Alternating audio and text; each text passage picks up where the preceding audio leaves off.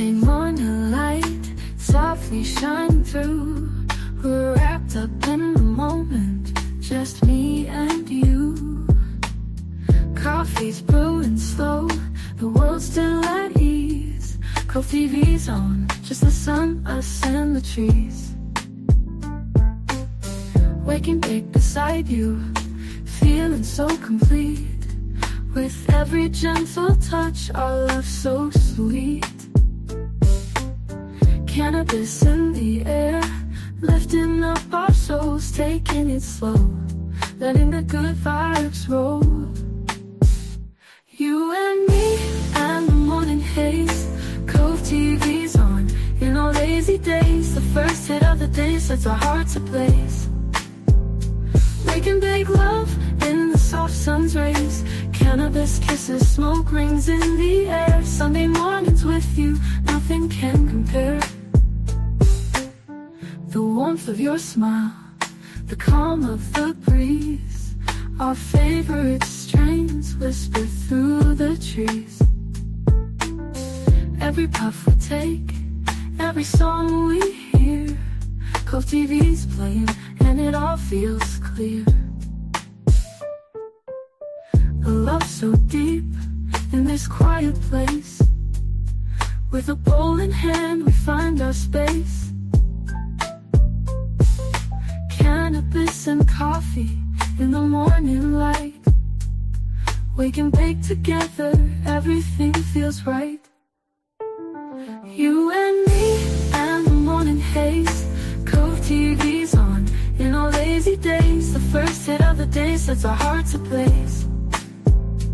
We can bake love in the soft sun's rays. Cannabis kisses, smoke rings in the air. Sunday mornings with you, nothing can compare. The world slows down just for a while. Cannabis dreams and your gentle smile. Cove TV playing our favorite shows. With every hit, our connection grows. It's the little moments, the quiet and the slow. In your eyes I see everything I need to know.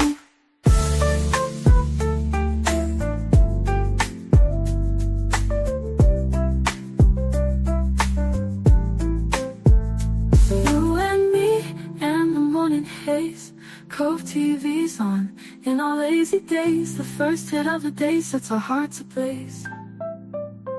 We can bake love in the soft sun's rays. Cannabis kisses, smoke rings in the air. Sunday mornings with you, nothing can compare. So here we are, in our Sunday best. Waking bake mornings, feeling so blessed. Cannabis love, Cove TV's glow. With you by my side, it's all I need to know.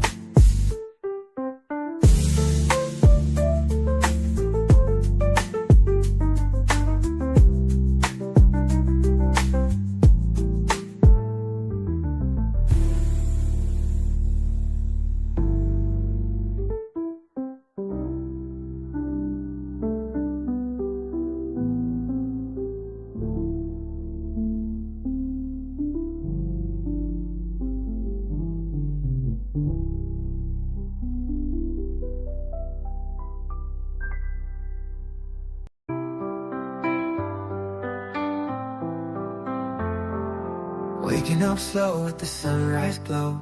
You and me together, it's the way to go. The world's still asleep, but we're wide awake. Coffee on the brew and a bowl to bake.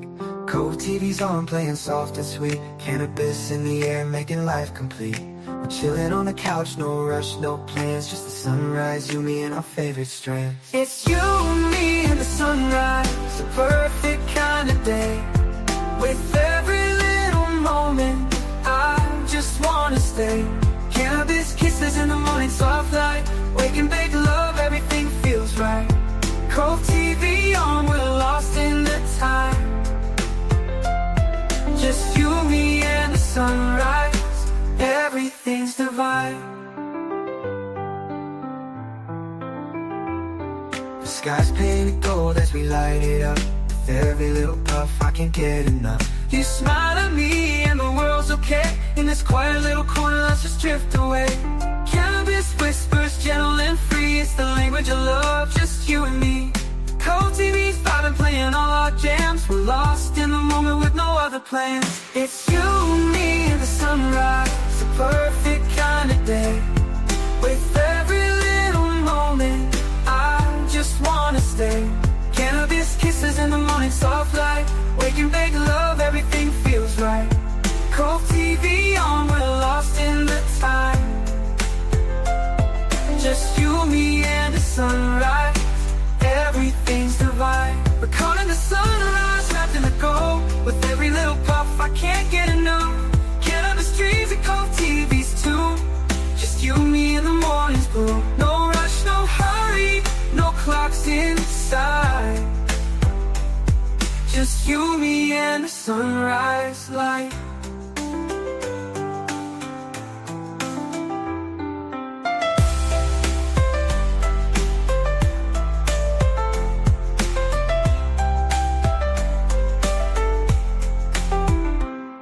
It's you, me, and the sunrise, a perfect kind of day. With every little moment, I just wanna stay. Just cannabis kisses in the morning, soft light. Wake and bake love, everything feels right. Cove TV on, we're lost in the time. Just you, me, and the sunrise. Everything's divine. As the sun climbs higher and the world wakes up slow. We're here together, just letting it flow. Oh. Cannabis Cove in a love so true. You, me, and the sunrise, just me and you.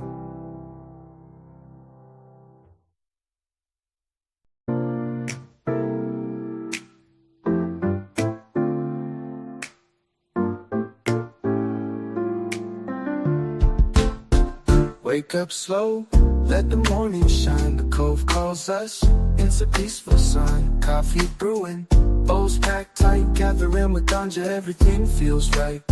Feet in the sand, hearts open wide. We're all connected, no need to hide. With every toke, the worries fade. Sunday mornings where love's displayed. Gather us with ganja, let the spirit flow. Feel the warmth from the highs we know. Together we rise with each slow exhale. In the Cove, good vibes prevail. Gather us with ganja, let joy abide. Peace and unity side by side. Breathe in deep, let your soul ignite. Together we shine in the morning light.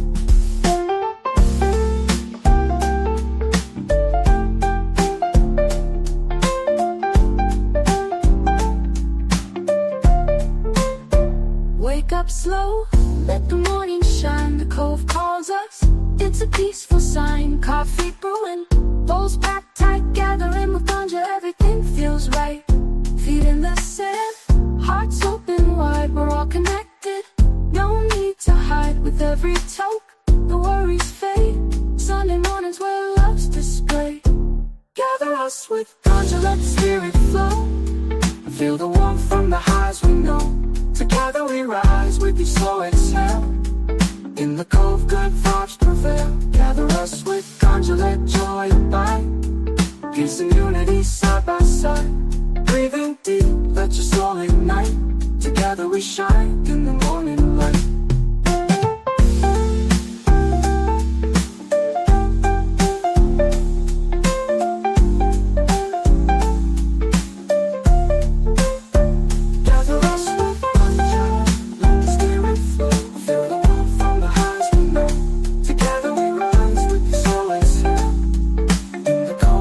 Vibes prevail.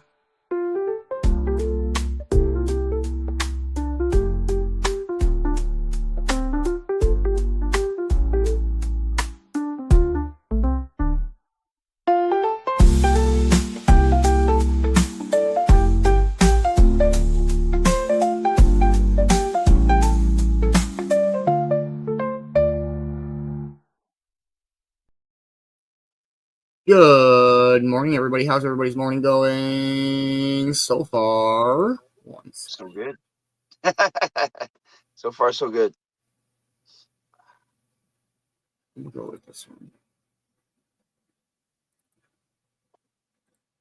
That will do. That'll do. All right, what is up, everybody? Happy Sunday morning. Cheers. Cheers. Yeah. Yep.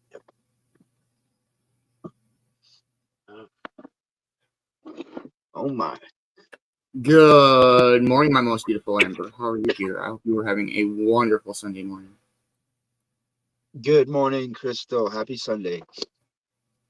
Good morning, Mr. Married Bill Anderson. Congratulations, bro. I hope you guys had a wonderful, wonderful time. And welcome to the family, Angela. I really hope that was the right name. Pretty sure that's the right name. I think that was the right one. What's up, Christina? How you doing this morning? Hey, what up, Lumberjack? How are you doing, man? I hope you're having a wonderful morning.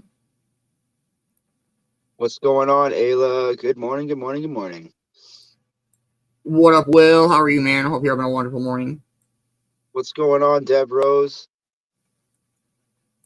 Yarg, Austin, how you doing, man? I hope you're having a pirate-tastic Sunday morning, brother. Nice. What's going on, DJ Ashley Stevens? Good Sunday morning. Good morning, Vicki. How are you, dear? I hope you're having a wonderful, wonderful Sunday morning.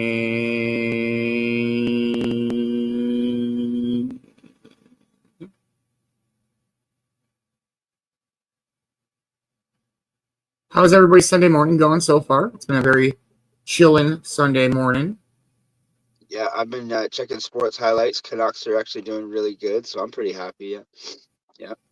You guys beat us the other day, though. I'm pretty sure Minnesota beat us. I'm pretty sure. It's all right, though. We stomped Buffalo, so I'm happy. We'll get you next time, too. No, you won't. Good morning, CJ. How are you, dear? I hope you're having a wonderful, wonderful Sunday morning. All right, should we wake and bake? Yeah, we do that once in a while around here. Cheers, everybody.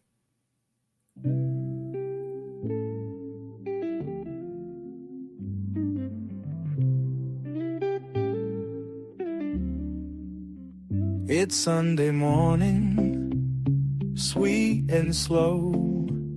The coffee's brewing, let the good vibes flow. Friends are gathered, hearts are light. Cannabis sparks, morning feels just right. The sun is shining, the cove's alive, sharing laughter as the moments arrive. Every smile, every story we know makes Sunday mornings Sweet and slow, sweet and slow, the way Sundays go. oh, sweet and slow. Pass the peace and the coffee, let the good times grow. Sweet and slow. In the cove we gather, in the light of the day. With love and laughter, we find our way.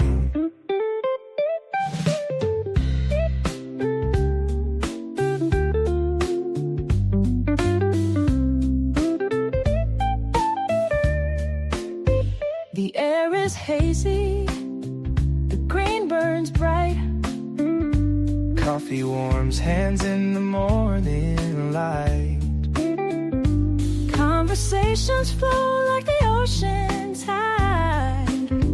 We're all connected, no need to hide. The choir hums, the rhythm sways. Joy fills the cove in endless ways. Every soul finds a place to grow. On Sunday morning, sweet and slow. Sweet and slow, the way Sundays go. Oh, sweet and slow. Pass the peace and the coffee, let the good times grow. Ooh. Sweet and slow. In the cove we gather, in the light of the day. With love and laughter, we find our way.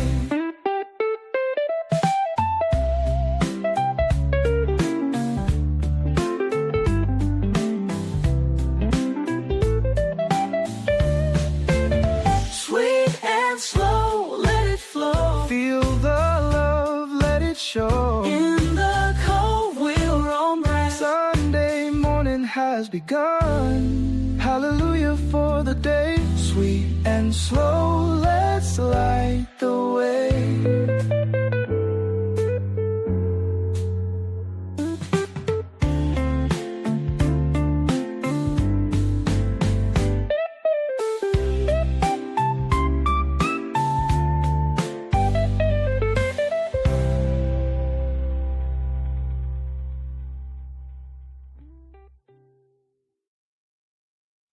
Good morning, Ma. How are you, dear? Hope you're having a wonderful Sunday morning. Good morning, Kay. How are you? You're having a wonderful, wonderful Sunday morning. Also, how's everybody's Sunday morning going so far? So far, clouds are good. Clouds are good. Yeah, clouds are good. Change the bong water. Gotta change that bong water. Yeah. Yeah. Insane dodgeball. Insane dodgeball yesterday. Go ahead, sorry. Crazy dodgeball yesterday. Great day yesterday. Great day. Great dodgeball. Great morning speaker. Great dodgeball. Great smokes or seshathon. That was fucking wild. Dude, that was the craziest one so far. I just feel like it would be like, I feel like last night was like a bunch of like pro basketball players who are very good, but then like MJ in his prime just like walks through the door and they're all like, oh fuck, that was the situation with Cody Koff last night. Yeah, he was MJ and Smoker was like LeBron. I'm not for trying real. like LeBron's got his own, but I'm just saying he's like LeBron's like yay, and then he's seen Jordan walk in and he's like fuck. Right, like Peck would be like Steph Curry.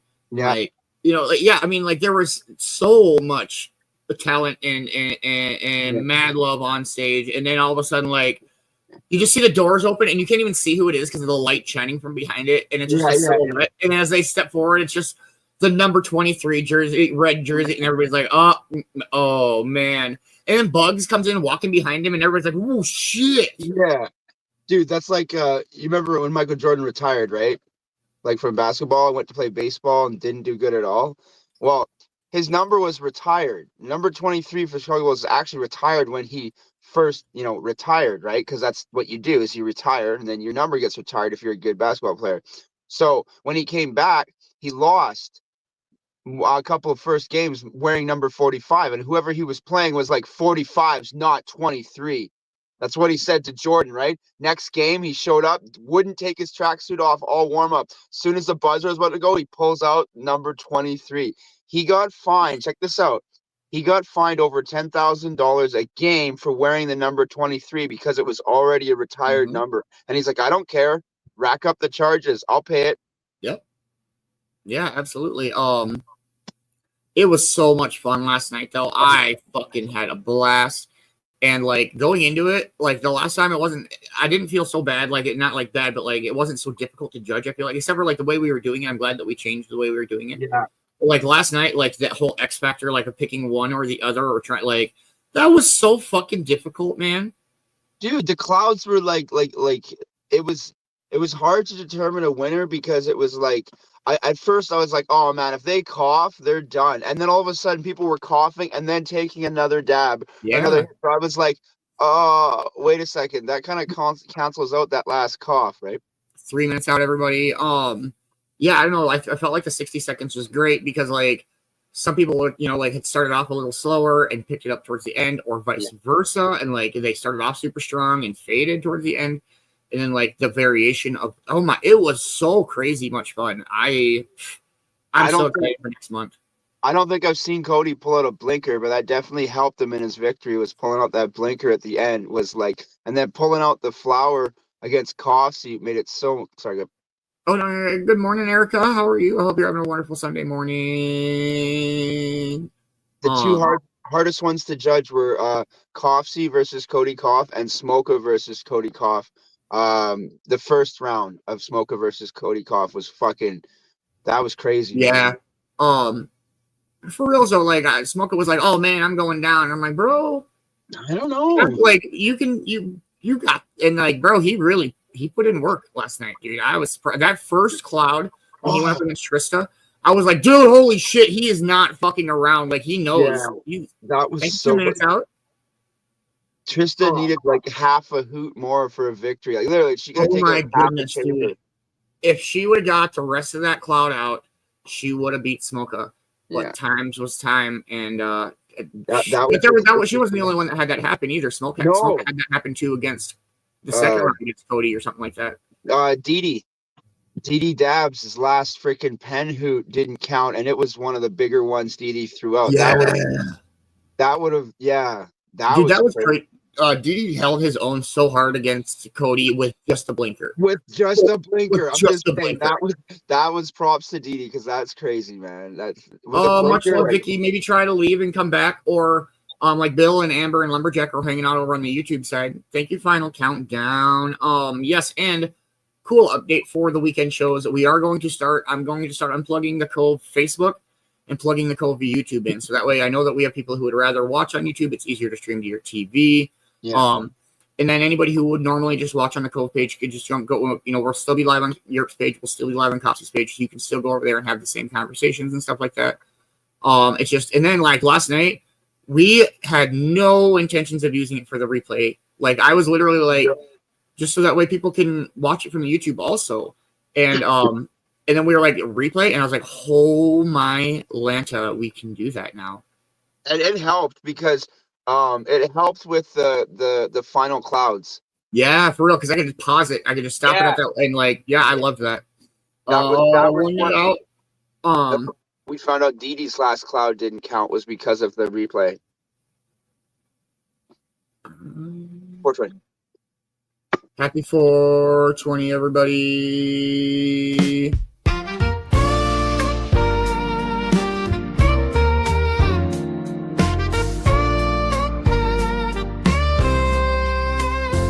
It's a Sunday morning, let the world slow down. Cove TV's on, feeling good all around. The sun's rising soft, casting gold on the sea. Cannabis clouds swirling, just you and me. Got the coffee brewed and the herb packed tight. A gentle breeze blowing, everything's right. We're taking it slow, no need to rush. Just a Sunday morning with a peaceful hush. Sunday morning slow jams on Cove TV. Waking and baking, feeling so free. Smooth jazz playing with an R&B groove. Cannabis dreams set the mood and soothe. Let the morning unfold, let the good vibes stay. Sunday morning slow jams, it's our getaway. Hammock swinging easy, palm tree sway. Smoking in the Cove, watching worries drift away. With every soft hit, we're lifted high underneath the blue of the tropical sky. The saxophone's calling, the rhythm's just right. With Cove TV mornings, everything's light. From the sand to the sea, we're floating along. Sunday morning slow jams, where we all belong. Sunday morning slow jams on Cove TV. Waking and baking, feeling so free. Smooth jazz playing with an R&B groove. Cannabis dreams set the mood and soothe. Let the morning unfold, let the good vibes stay. Sunday morning slow jams, it's our getaway. The ocean's humming and the music's slow. With every little talk, let the moments flow. Cove TV's here to start the day right. Sunday morning slow jams, feeling so right.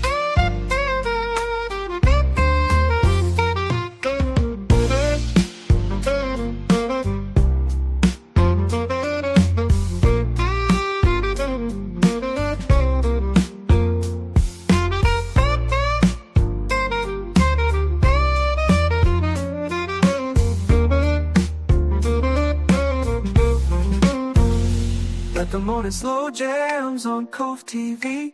Waking and baking, feeling so free.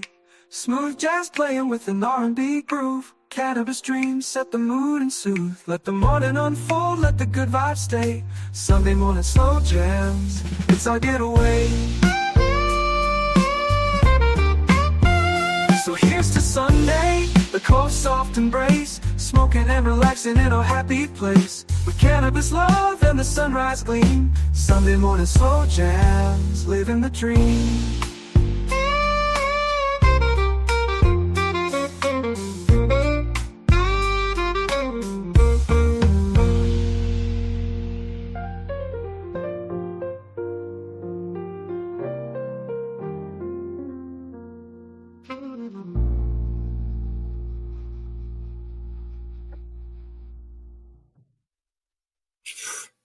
Wow. That was a good nose dab. All right, let's go with. Go ahead, member. You're good. No, I was due to say, yeah, that looked like a good nose thing. I love that. I felt like last night when we were just chilling and I did that nose dab, you were the only one that caught that. You were like, "Oh my god!" I was like, "Did you all?" It was just, it was a foghorn let out of your fucking. I was like, "What the fuck just happened?" Also, I just caught it. I looked over, and I was like, "Oh shit!" I was just nose dabbing, man. It was like, it was a good cloud. It was like when you're like, "Oh, it's clogged. It's clogged." Shoo! It's not clogged. Yeah. After the show, that's one thing we were talking about. On Bill's comment, he said last night's show was the shit. I enjoyed it a lot. The fucking audience, like people, everybody loved it so much. Like the feedback. That's the word I was looking for. The feedback from like the comments in the audience was crazy good. It was so much fun. And so yeah, every month we'll have the Cove will kind of have its show where we're like the Cove will pick kind of what we're doing, and then I know Europe has his deal going on, like he's got a weekend where he's got a few games planned. Coxie's got the session-a-thon, and then we're kind of still up in the air on that fourth weekend on what we're doing, but yeah, and so that way it just gives us more versatility, and everybody can kind of be more included. And I know there's people missing Sunday Roulette times 5. I missed Sunday Roulette times 5, but it ran its course. It's not done. No. But we the reason that we did play Sunday Roulette times 5 every weekend is because we didn't have anything else to play. And or nothing that was solid enough to be like, hey. Yeah, absolutely. I should have said that. I should have worded that better for reals. But yeah, I mean, it was just everybody loved that game. We loved playing it. It was easy to do, and so it just worked out really well. But now that things are growing and evolving, and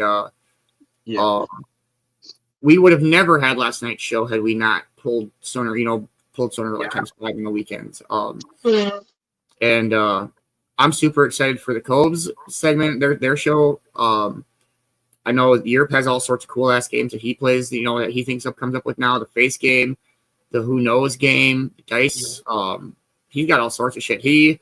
I told him backstage, like just me and him, but man, like he's come so far in his production shit. Like he is, like all the layouts and everything like that you see on the night shows, all the overlays, all that stuff. Europe does all that. I mean, I do like the backgrounds and stuff like that, but I mean, it's a lot. Like Europe puts in so much work into the shows too.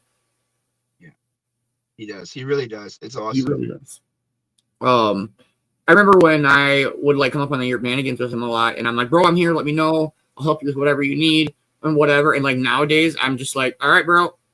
Like I just take my, he produces it 100%. Cool. Now you can just say, I'm here for the beer and the bitches. No, I'm just kidding. Right. I'm just here to smoke. I'm just here to Europe Manigan again. Yeah. Say that again. Europe Nanigan again. Europe Nanigan again? Nanigan again? Europe Nanigan again. Nanigan again. Oh.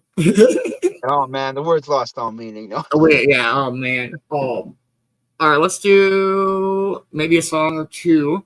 Yeah. We'll get some OG Sunday morning songs in, and then we'll do our This Day in History with the one and only Vicki Bowers.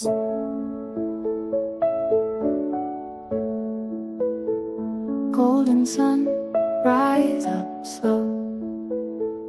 Coffee steam in the glow. Cannabis in the haze. Start our tropic days. Morning dew on the leaves. Coconut breeze in the trees. Roasting beef, smooth and dark, lighting up a morning spark. Coffee cup to lips so high. Cannabis under azure sky. Warmth in every single ray. Tropic love in morning play. Birds sing a tender tune in the light of early June. Cannabis leaves sway in my coffee aroma running wild. Percussion rhythm so sweet, sand warm beneath our feet. Cannabis whispers in the air, coffee heartbeat softly share. Coffee cup to lips so high, cannabis under azure sky. Warmth in every single ray, tropic love in morning play.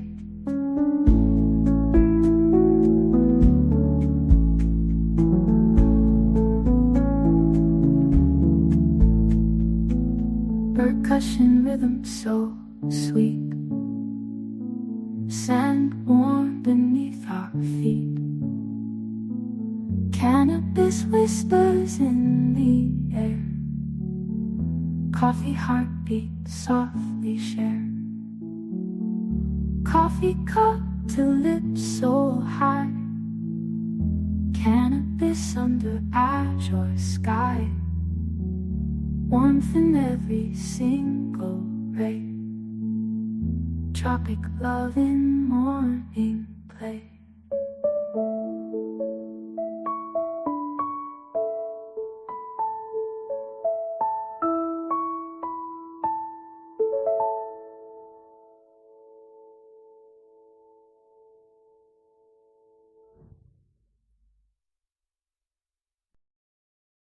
I fucking love that song. Cheers, everybody. This one, oh my stars.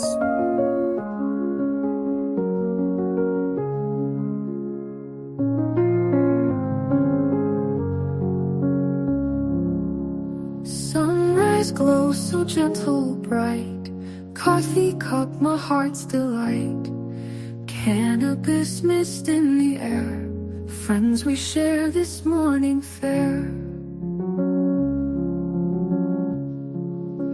Tropical breeze whispers low, we sip slow, feel the flow. Hands we hold, a peaceful beat.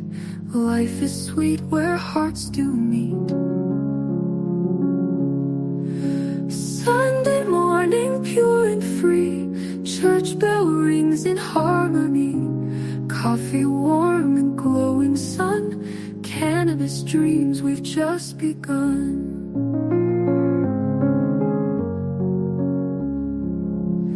Gospel tunes we softly hum, joyful hearts and beating drums.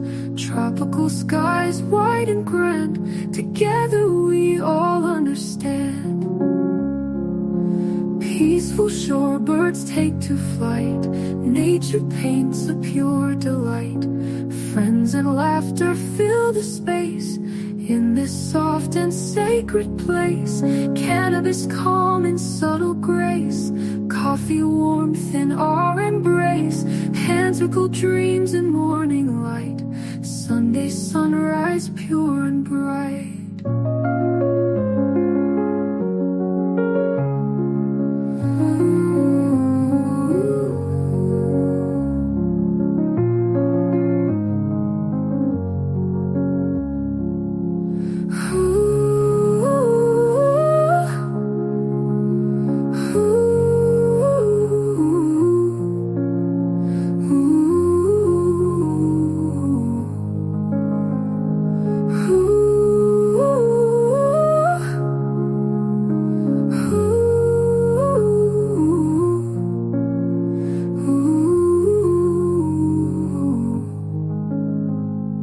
Gospel tunes we softly hum, church bell rings in harmony.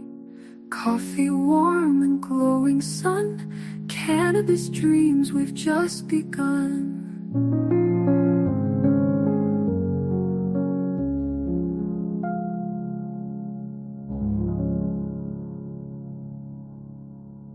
Dang, man, that song always hits me super hard in the feels. I don't know why. It's not a sad song. It's just like, Dang, I love coffee and cannabis so much. It's just so tasty. It gets me so high. What? Coffee and cannabis. Yeah. Yeah, when are we going live? In like 33, 45, 30, 46. 30. Oh, perfect. I got some horrible non-air jokes. All right, so this guy walks into a bar. Oh, wait, I can't tell that. Oh, wait.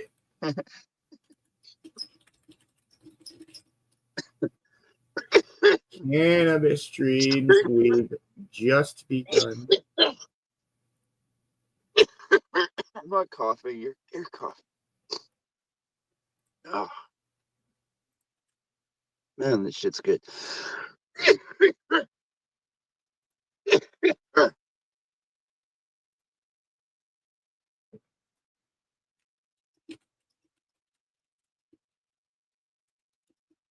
December 8th. It's crazy. Happy almost a quarter way through December. Something like that. You watch your mouth with that almost through December crap. I'm so sorry.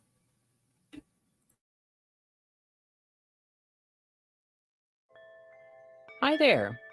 On weekends, we do reruns so that yours truly can take a couple days off. Look for a fresh new episode on Monday. Meanwhile, please enjoy this episode from this day from a previous year. Thank you so much for your indulgence and loyalty, and have a great weekend. Enjoy!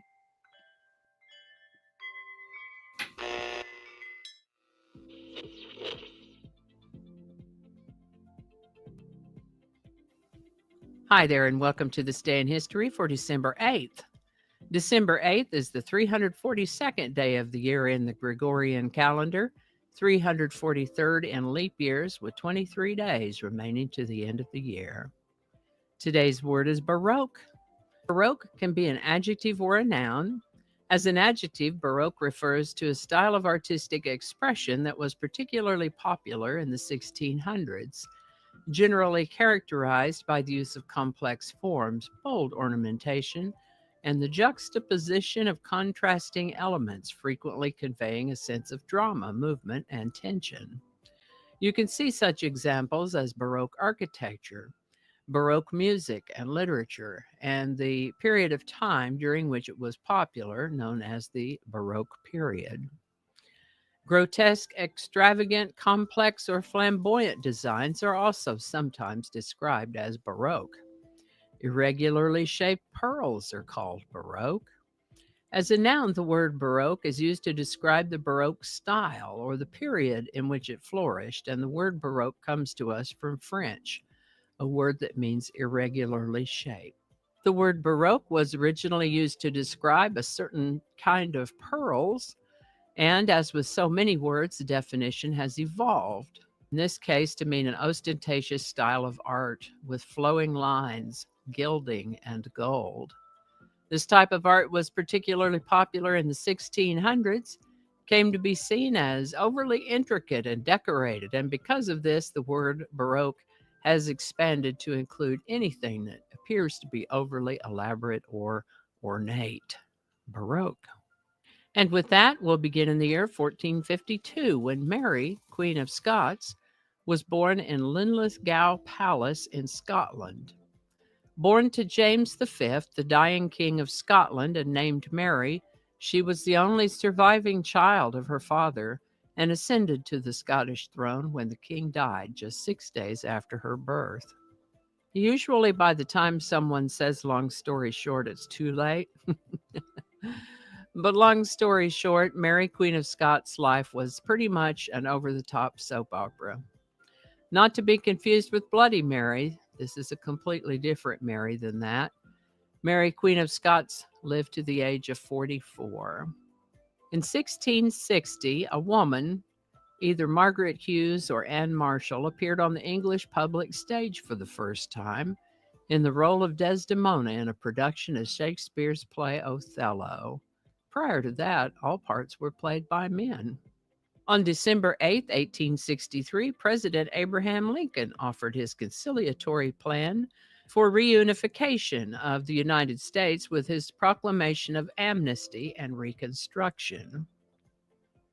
Day before yesterday, President Franklin D. Roosevelt telegrammed Emperor Hirohito of Japan, imploring him for the sake of humanity that the emperor intervene to prevent further death and destruction in the world. Yesterday, Admiral Yamamoto's fleet pulled a surprise attack on Pearl Harbor. And so it is that today, December 8th, is when President Franklin Roosevelt appeared at the House of Representatives to request a declaration of war from the House and address the nation by radio. As the now famous speech goes, yesterday, December 7th, 1941, a day which will live in infamy, the United States of America was suddenly and deliberately attacked by naval and air forces of the Empire of Japan. No matter how long it may take us to overcome this premeditated invasion, the American people, in their righteous might, will win through to absolute victory. I think they kind of did. Jeanette Rankin, the first woman elected to Congress and a dedicated lifelong pacifist, cast the only congressional vote against the U.S. declaration of war in Japan. On December 8, 1980, former member of the Beatles, John Lennon, was shot and killed by an obsessed fan in New York City. The band Styx formed up in 1972 and established themselves with a progressive rock sound. They released 17 albums between 1972 and 2021. One of the founding members, Dennis DeYoung, wrote a number of songs for the band, 7 of which made it to the top 10 on the Billboard Hot 100. I was surprised to learn that as popular as Styx songs have been, only one of them hit the #1 spot, and that is Babe, which Mr. DeYoung had written for his wife Suzanne on her birthday. Babe hit #1 on December 8, 1972 for the first of 2 weeks. Babe by Styx. Link in the description. And I think that's going to do it for us today. Thank you so much for watching. Consider subscribing if you haven't already. Feel free to share this video with a link in your email, messaging, or social media. If you enjoyed this series, check out the playlist that contains these videos, and I'll put a link to that in the description. The description lives on YouTube, so for other platforms, I'll include a link to my blog page that's called No Really. You can also find me on Rumble, BitChute, and Odyssey. All those links in that description. Alrighty, that's all I can think of right now. Thanks again and all. See you next time. Much love, Vicki Bowers. I hope you're having a wonderful Sunday morning. And thank you so much for this day in history. If you are not, please make sure that you are subscribed to her YouTube channel. Make sure you are following This Day in History by Vicki Bowers on Facebook. She's fucking dope. And I'm so grateful to have the This Day in History to be able to watch every morning. Hey, Bill, I got a dirtier joke. 6 horses fell in the mud.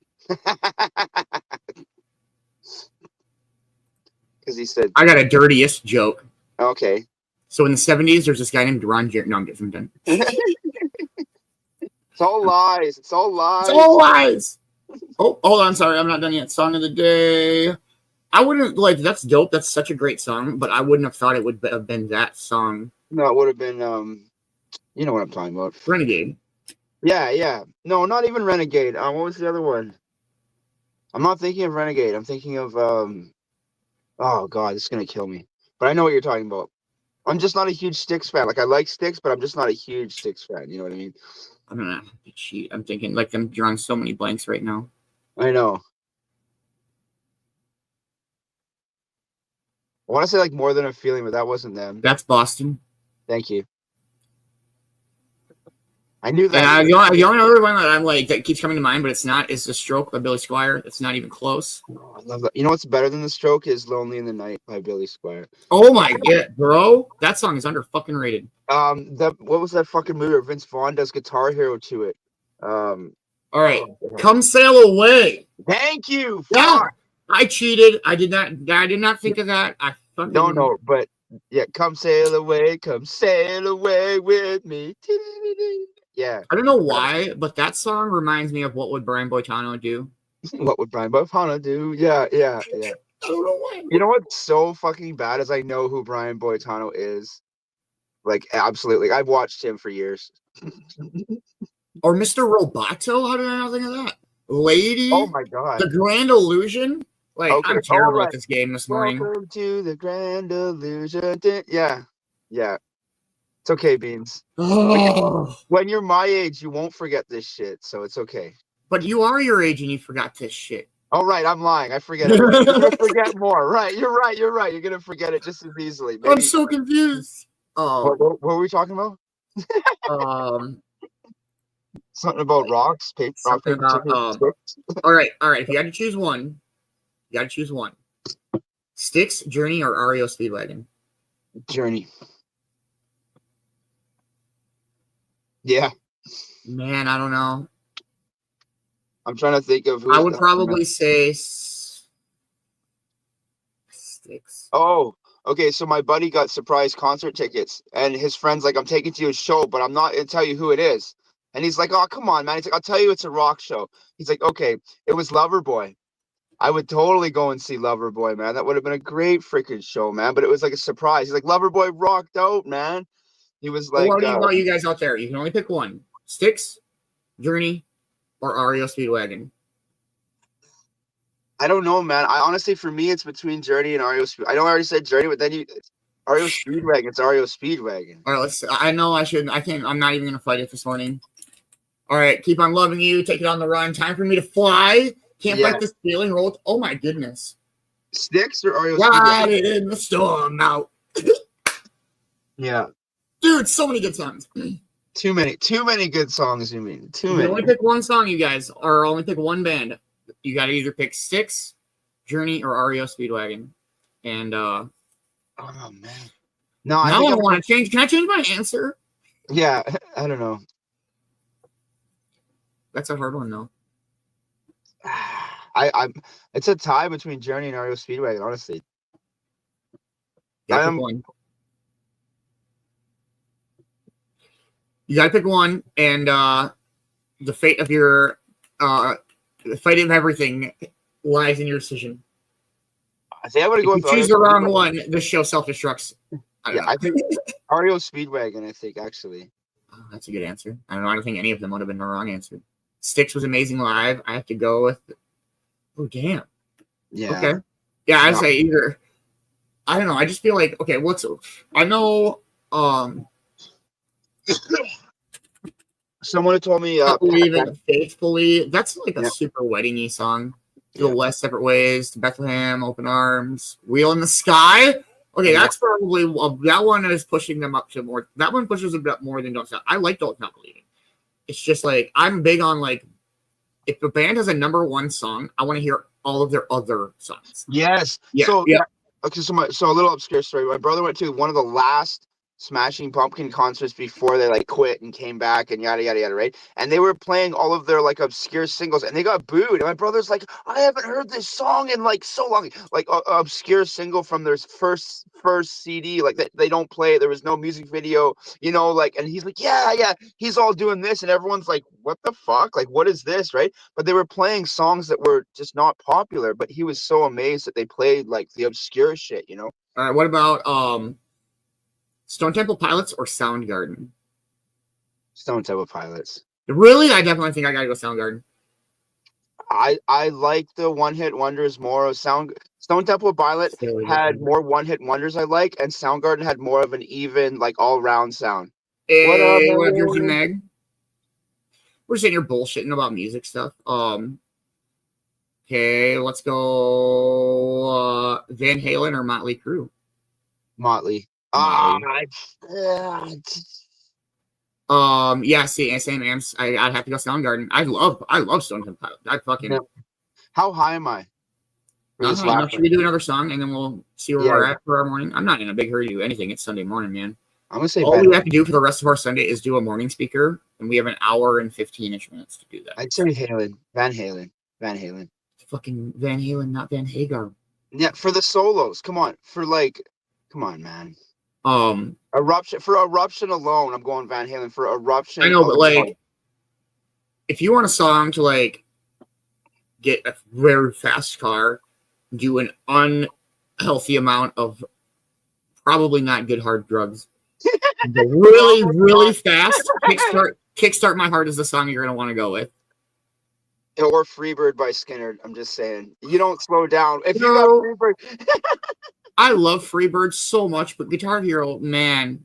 Oh you my make it God. through so much of that song before you fail, and you have to start over. I know, man. It never ends. That's the song. Never like, ends. You think it's end, and your like fingers are cramping, and you're like, "Come on!" And your hands start to make like a claw. You're like, the "Come same on!" with One by Metallica. You make it through 80% of that song, and then it just like what happens, and then you fail. You have to start over. That's the one song I can actually say that not on Expert, but on Hard, I got 100% on One by Metallica. Not on Expert, on Hard, but I did that on Hard. I know I did because it took me forever, dude. I was 500. Check this out. I'm playing Metallica's One Guitar Hero, right? I'm 563 note streak, and my kid walks in and says, "Can I have milk?" And I hear the womp, and I was like, "Oh man!" I was just like, "No!" Like, yeah. All right. We'll do like this one. We'll leave it here for this next song. Let's go with our third OG Sunday morning song. Cheers, everybody.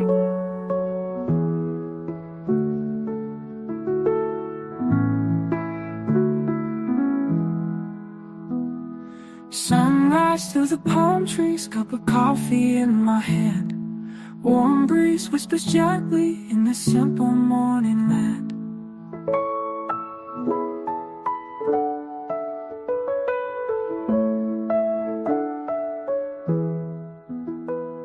Smooth coffee scent rising, dark roast in my cup. Take a sip, refreshing, just can't get enough. Coffee and cannabis in the Sunday air. Feeling so righteous, not a single care. Cannabis in the garden, leaves so green and bright. Smooth waves in the distance, life feels so right. Coffee grounds on the table, sugar and some cream. Rolling up the green leaves in this peaceful dream. Coffee and cannabis in the Sunday air. Feeling so righteous, not a single care.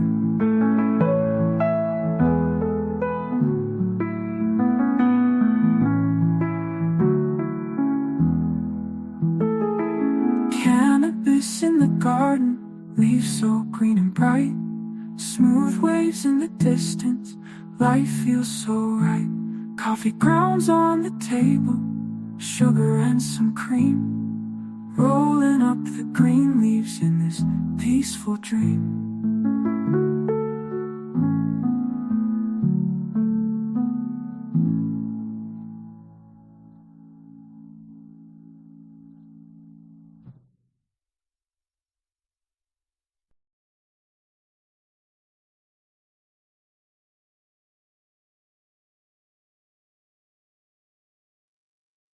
Good morning, Booyah Kasha, Mr. Magic. How you doing, man? Hope you're having a wonderful Sunday morning.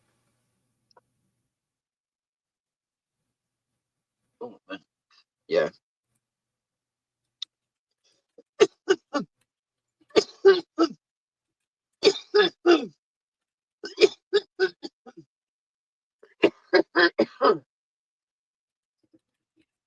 Oh man.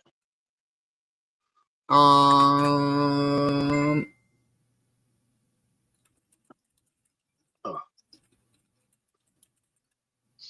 So it's Sunday, which means super slow chillin'. And I don't think I've played this one yet. Okay.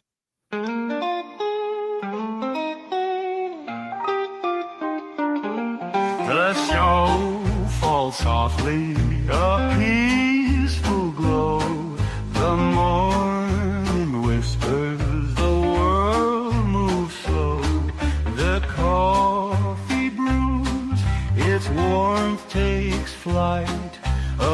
Christmas morning wrapped in pure delight.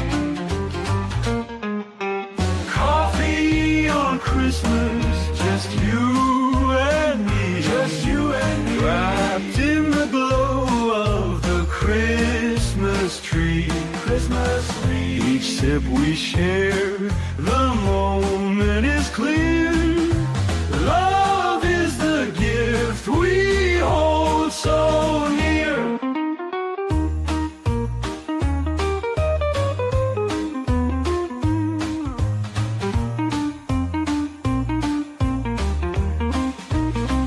The snow falls softly, a peaceful glow. The morning whispers, the world moves slow. The coffee brews, its warmth takes flight. A Christmas morning wrapped in pure delight.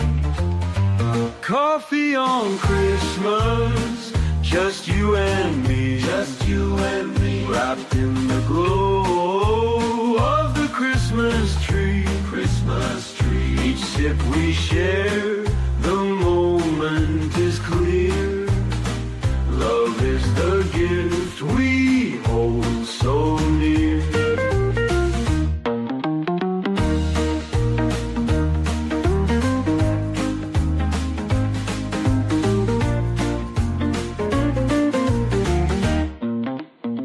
The fire crackles, the air feels sweet. This quiet moment, our love complete. Your hand in mine, a story untold. A Christmas memory will always hold. The fire crackles, the air feels sweet. This quiet moment, our love complete. Your hand in mine, a story untold. A Christmas memory will always hold.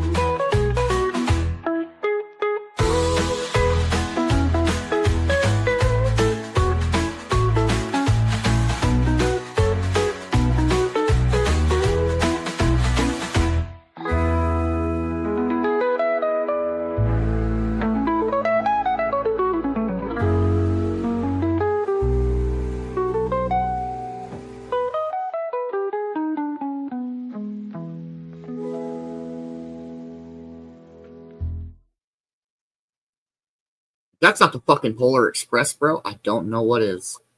Oh, but hey, speaking of Polar Express, there's another movie coming out. Tom Hanks, Polar Express, whatever. It's called what was that one on the train?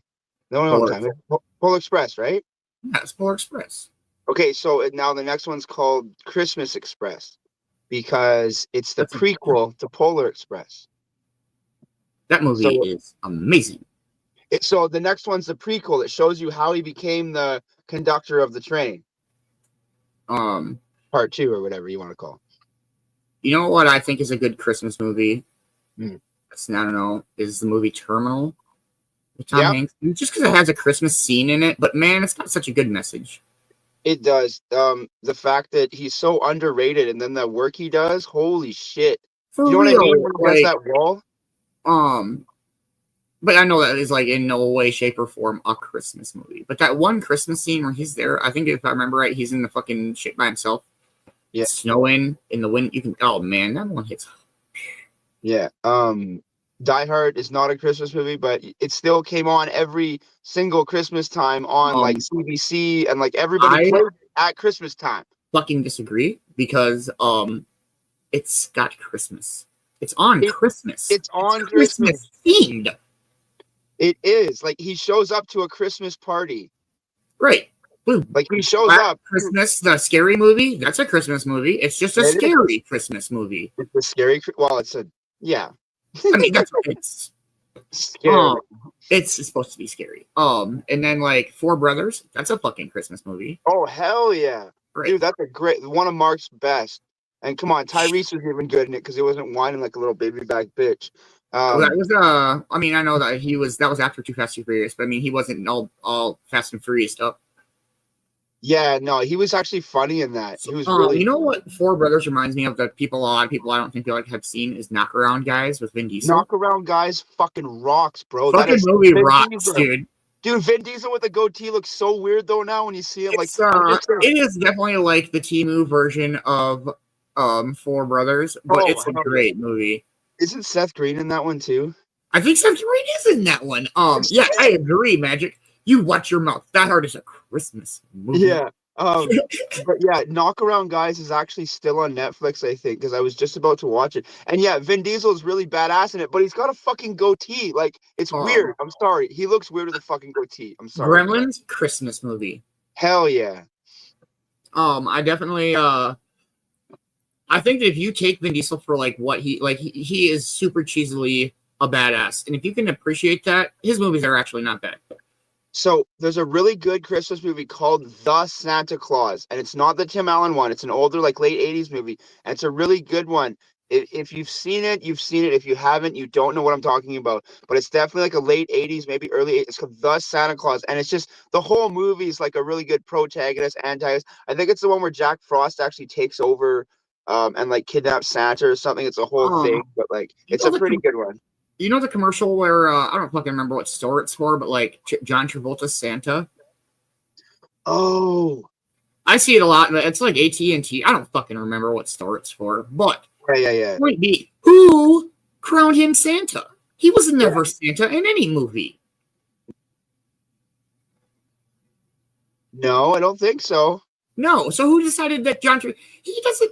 I like John Travolta. I have mad respect for John Travolta. He is no Santa, in my opinion. Yeah, I'm still Hairspray. No, I'm just kidding. Sorry. Did you see that Tim Allen's coming out with a new show? Yeah, it's a with the Two Broke Girls girl. It's the girl, the dark haired girl from Two Broke Girls. Oh yeah. Oh, okay, so it's Tim Allen and her, and then I guess like her and her kids are moving in with him. It seems very stereotypically Tim Allen, which I love all of his shows. Fucking Home Improvement, I can't. What do you call it? It's called a woke sitcom or whatever. Do you know what I mean by that? It's like what was that one with Anthony Anderson or like Fresh Off the Boat? Yeah. Yep. No, I mean like it's. How do I put this? It's more like an old school 90s sitcom where like the jokes were funny and they didn't really go for offending. They didn't care about offending people, but they didn't really push the boundaries. Do you know what I mean? Like it's I just seen an ad about it too, and it's like the ad was like what does it say? Back to the original kind of TV where you know people weren't so easily offended and you know blah blah blah. And it's like yeah, that's right. You know there might have been a lot of. Are you tagging people, Magic? Or are you telling us answers? Pardon? He just said Kat Dennings, and I don't know if that's a person he's tagging or if that's the actress. No, that's the chick you were just talking about. Are you tagging her? From Two Broke Girls. Shifting Gears, that's what it's called. Okay, yeah. But what's the other one? He's like the big one he was in that he's done for years now. That's fucking hilarious with the 3 daughters. That's fucking show's great. Is it Man with a Plan? No, that's Joey's show. Damn it.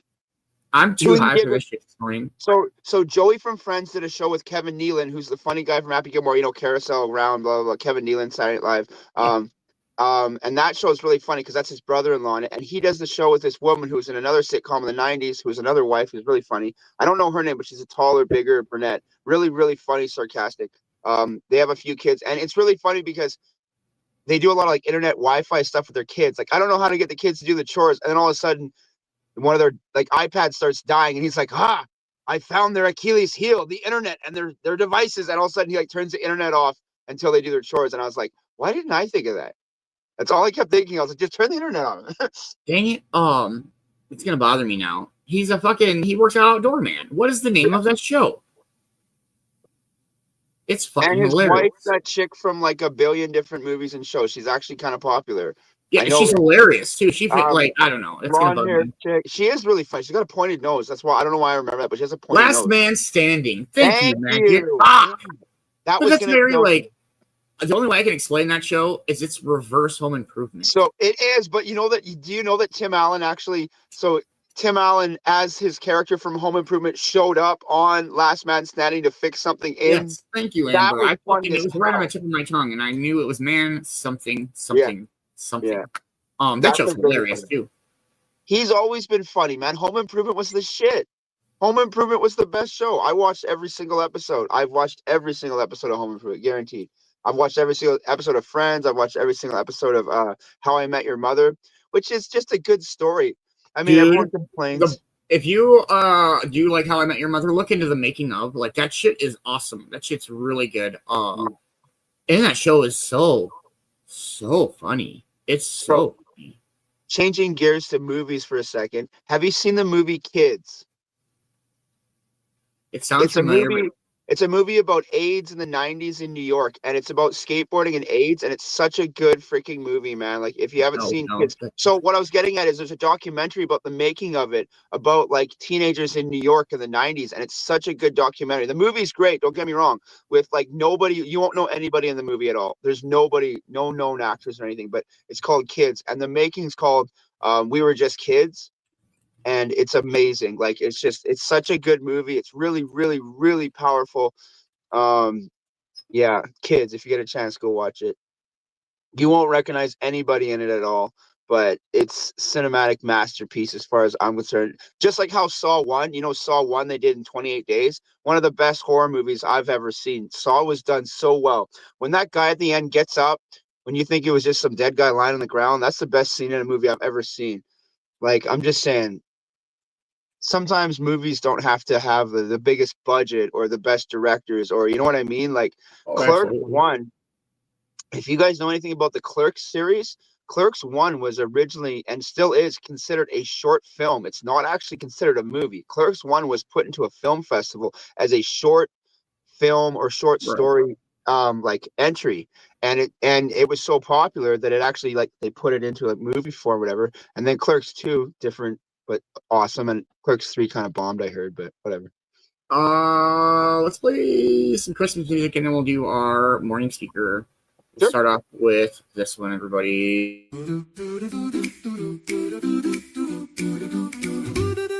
The first Noel the angels did say was to certain poor shepherds in fields as they lay. In fields where they lay, keeping their sheep on a cold winter's night that was so deep. Noel, Noel, Noel, Noel, born is the King of Israel. They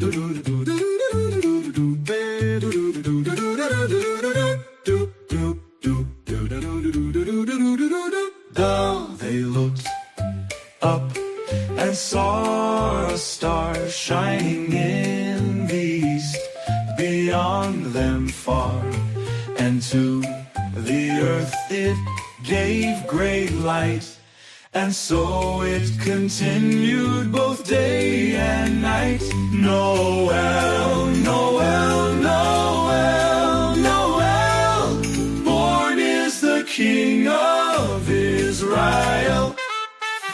They looked up and saw a star shining in the east, beyond them far, and to the earth it gave great light, and so it continued both day and night. Noel, Noel, Noel, Noel, born is the King of Israel.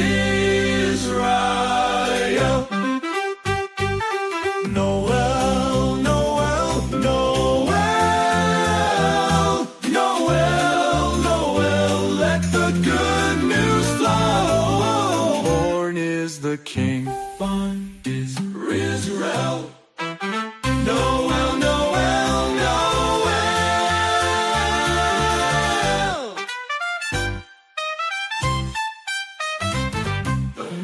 Then let us all with one accord sing praises to our heavenly Lord, that hath made heaven and earth of naught, and with his blood mankind hath bought. Noel, Noel, Noel, Noel, born is the King of Israel.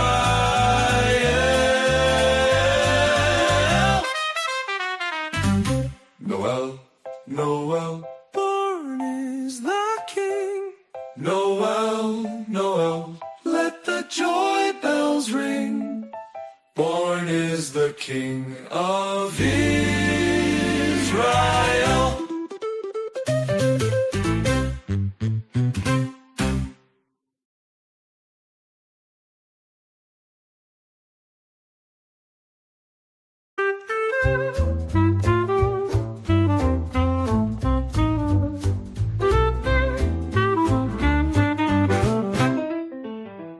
City sidewalks, busy sidewalks, dressed in holiday style. In the air, there's a feeling of Christmas.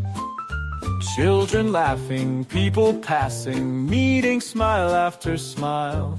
And on every street corner, you'll hear silver bells, dressed in holiday style.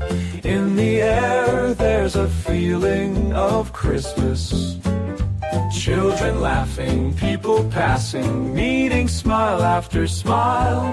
And on every street corner, you'll hear silver bells, silver bells.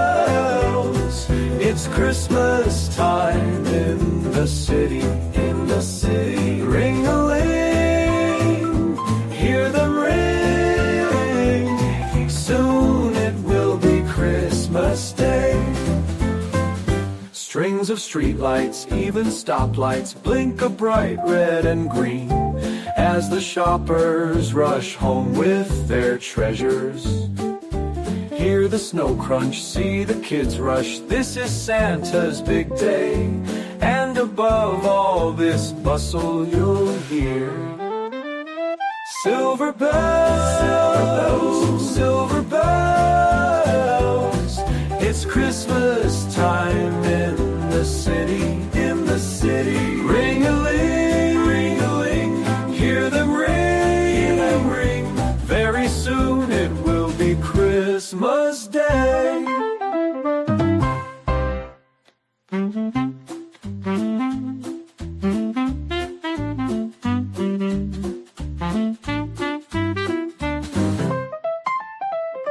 Strings of streetlights, even stoplights, blink a bright red and green as the shoppers rush home with their treasures. Hear the snow crunch, see the kids rush. This is Santa's big day. And above all this bustle, you'll hear silver bells, silver bells. It's Christmas time in the city, in the city. Ring-a-ling, ring-a-ling, hear them ring. Very soon it will be Christmas Day. City sidewalks, busy sidewalks, dressed in holiday style. In the air, there's a feeling of Christmas. Children laughing, people passing. Very soon it will be Christmas Day. Silver bells, silver bells. It's Christmas time in the city, in the city. Ring-a-ling, ring-a-ling, hear them ring. Soon it will be Christmas Day.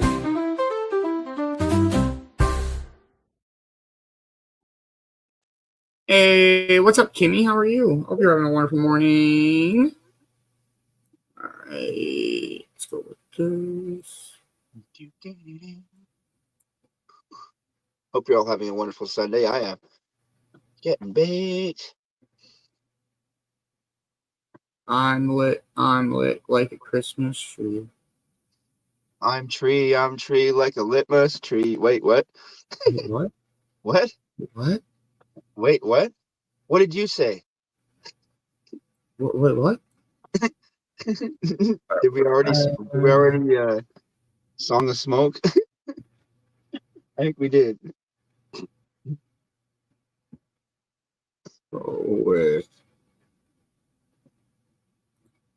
Oh, right. Happy Monday. I always forget. We got people in the future. I'm gonna go with this. Oh, I like it. All right, this morning's morning speaker is an interview with the one and only Robert De Niro, everybody. Oh, shit. Love that guy.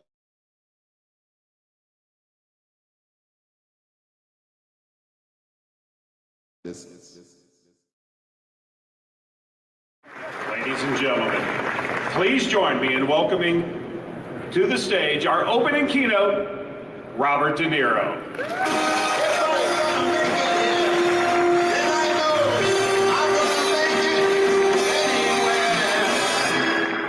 Come on, come through New York, New York. Thank you. Thank you for the surprising honor of giving a few remarks for the NAB show keynote. My message today is that it's time to put social responsibility in front of making a profit.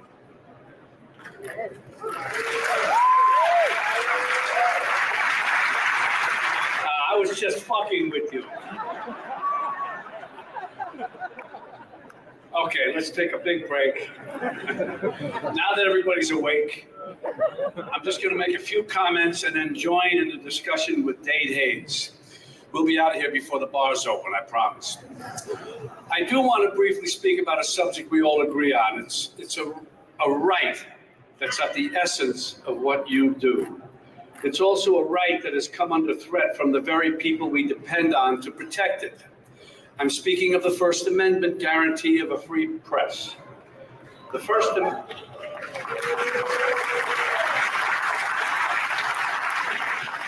Amendment is my favorite amendment, and not just because I stopped reading the amendments after the wildly misinterpreted Second Amendment.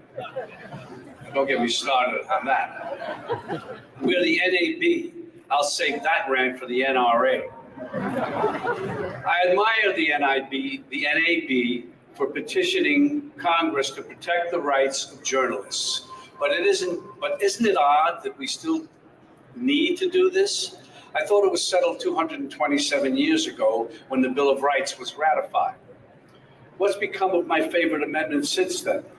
Today, it's difficult for the First Amendment to protect journalists when the president calls the news media enemies of the people and disgusting, and labels any criticism or inconvenient facts as fake news. Today, there are forces weaponizing the First Amendment to give unlimited campaign financing to corporations, to protect false and misleading advertising, and to promote bad science for political ends. Today, even journalists' lives are in danger. The week before last, a Washington Post columnist was brutally murdered in the Saudi embassy, while our government insists on continuing to sell them billions of dollars in arms. These are the plots of bad movies, and I should know I've made my share of bad movies. But a bad movie is out of the theaters in a week. Bad government doesn't go away. It metastasizes. A free press helps keep us honest by reporting on the facts. That's why the founding fathers thought it important enough to put it right there at the top, before right to a trial and before cruel and unusual punishment. But when our government disparages facts and demonizes the media, the result literally is getting away with murder. These truths used to be self-evident, but not so much now. Truth, facts, reality have become political tools to be used for political purposes. Tip O'Neill famously said, "All politics is local." I agree, up to a point. Conditions today demand to also have representation and strength on a national basis, and that's where the NAB comes in. I'm very happy to be with you today. And now I'm going to be joined by author, journalist, editor, Dave Hayes, who will quiz me on the NAB's 115th Congress Broadcasters Policy Agenda and other fun subjects. Dave Hayes.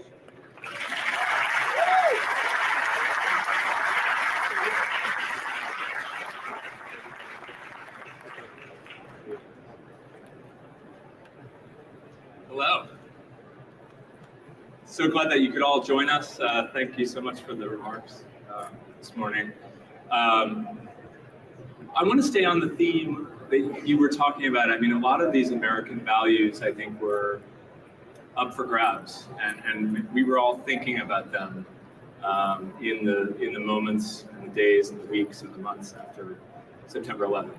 And your legacy, and we'll get to some of the work you've done and what you're up to in the entertainment business, but I think Tribeca and the Tribeca Film Festival, Tribeca Enterprises, is really a cornerstone for you. I wondered if you could kind of go back to how it started, because it does sort of connect, I think, with what you were just talking about.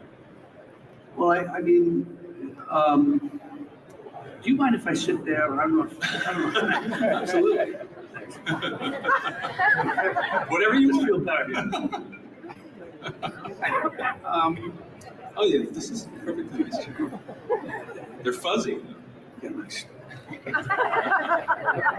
Well, we had thought about, Jane and I had thought about doing a festival before, but not really very seriously. But once 9/11 happened, we said, let's really try and do it. We did it in 120 days, and it was, it just felt right to do at the time for Lower Manhattan, Tribeca, the area, and so on.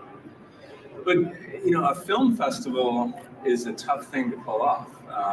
It is. So you had to, basically, were you calling in, not favors, but were you sort of tapping into your roots in the neighborhood and kind of getting people to get on board? Yeah, I mean, we called people we knew, worked with, people we didn't know, everyone, just to get it up and running, and the feeling was great. Everyone was willing to help. Everybody jumped on board. It was that was not a problem at all. So it was kind of, I'd say, by the seat of the pants, if you will. But it worked out. We had no idea that it would do as nicely as it is today, and as part of the fabric of the city, which I've always hoped it would be. So that's great. I mean, in those early moments, it really was about getting up off the mat. Like, yes, yeah. And so instead of we think of Tribeca now with the Vanity Fair party, or, you know, a lot of really sort of glitzy, glamorous parties, as well as, you know, interesting films. But in those early, in that first edition of the festival, there really wasn't like an opening party, or, you know, it wasn't a party moment, right? You were having restaurants. Little parties, but they're parties because people celebrate their movies being made. They weren't like glitzy Hollywood parties. The Vanity Fair party was on for a while. Then it sort of, for budget reasons, we brought it down. It was nice. It was kind of great, and not that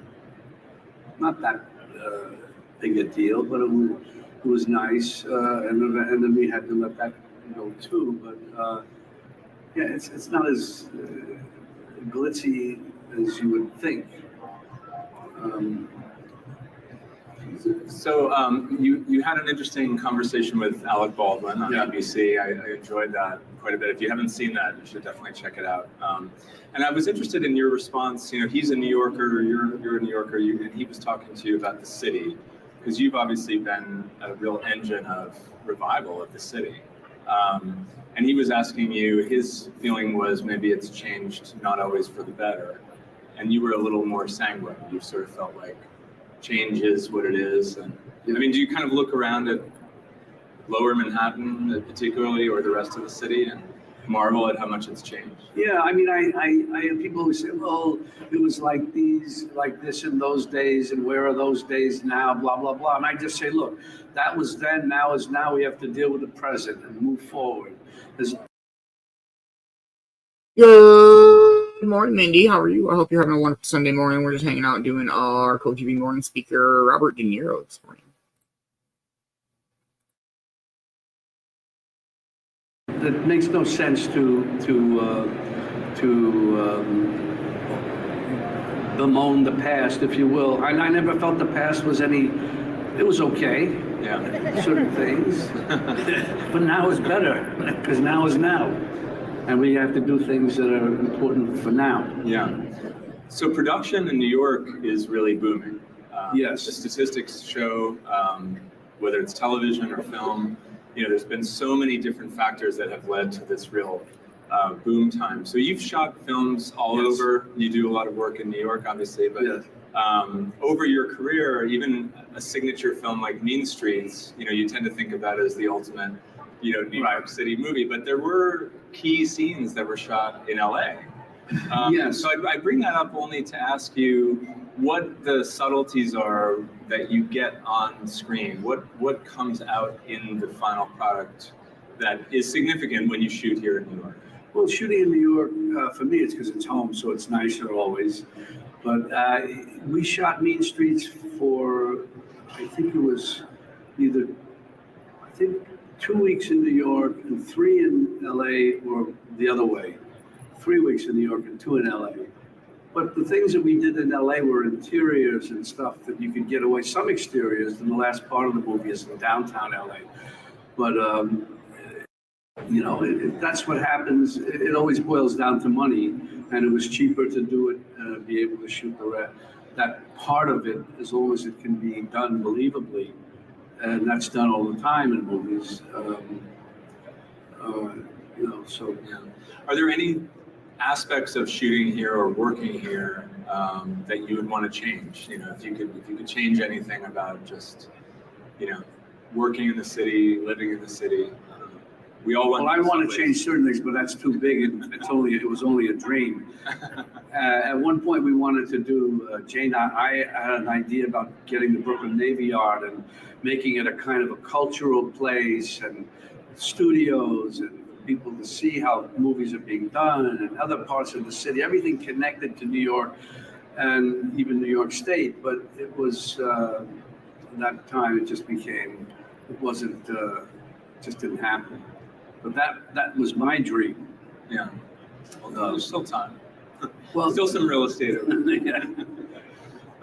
So I asked you about Mean Streets, but I do want to kind of go back through some of your work, because I think a lot of people here would love to get you to kind of reflect a little bit on that, if you would.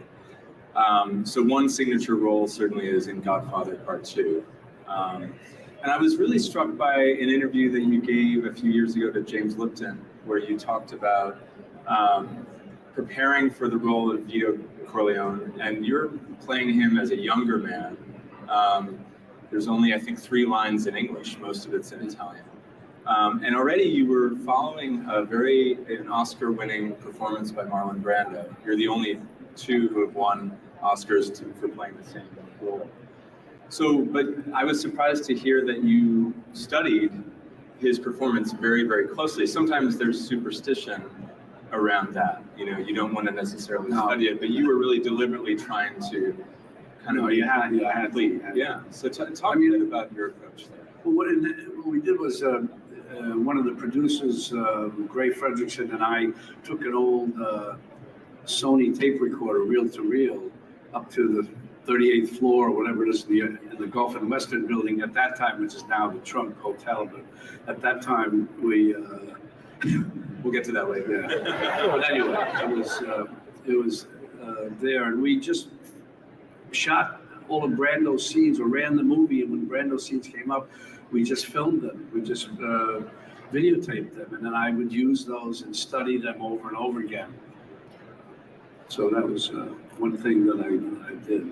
And you must have been kind of a fan of his work. I mean, I'm curious about your relationship to his work. long before you ever were in the business. Brando, James Dean, Montgomery Clift, one or two other actors. But yeah, those are my favorites. Yeah. And how's your Italian? you had to really. Well, that was Sicilian, but a little Italian mixed in. But yeah, it was okay. I tried my best. You spent a few weeks in. Yes, I was in Sicily for like 3 weeks.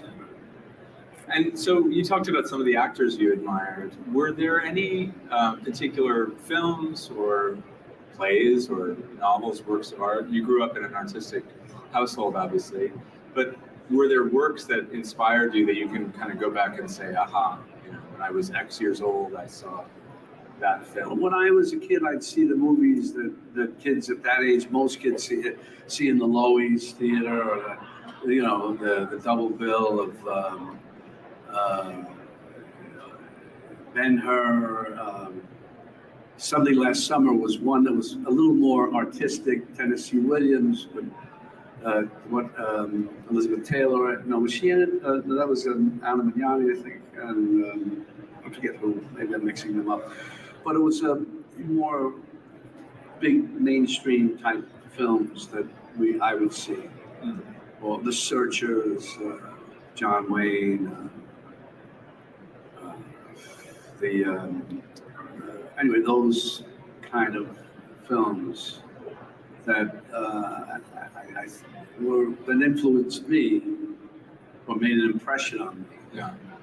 I'm curious about comedy, because comedy, when I told my 11-year-old son I was doing this conversation, he said, oh yeah, the guy from Meet the Parents. So there's a whole generation.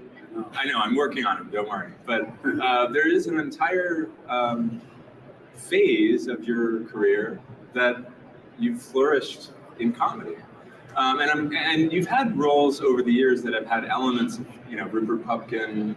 That's a very dark comedy. But there's, you clearly are approaching comedy from a place where you can kind of put it over. But I'm just curious your experience of actually doing it. Why has it been Well, with the comedy stuff on a more mainstream way, because I did stuff that was comedy, I guess you could call it in some ways, the Brian De Palma films in the mid-'60s. But Billy Crystal had this idea about analyze this, and then had the script sent to me, and I read. I said, this is kind of interesting. It'd be fun to kind of make fun of all that stuff, and so that's how that started. And then after that, I met Jay Roach, and we did Meet the Parents. Those 3 films. But it really is something that you've embraced with Saturday Night Live and with so. I like comedy. I love comedians. I think that they're great, and I get a big kick out. I love Saturday Night Live. I always, when I look at a movie, I always say, I wonder how they're going to do this on Saturday Night Live. And they're great. And I mean, do you see it as like the yin and the yang? I mean, the dramatic roles, you have to have the commitment. The commitment is there. Well, there's also funny situations or ironic situations that come out of real interactions with people. I like that too, where real characters get into funny situations, but they're real. Yeah.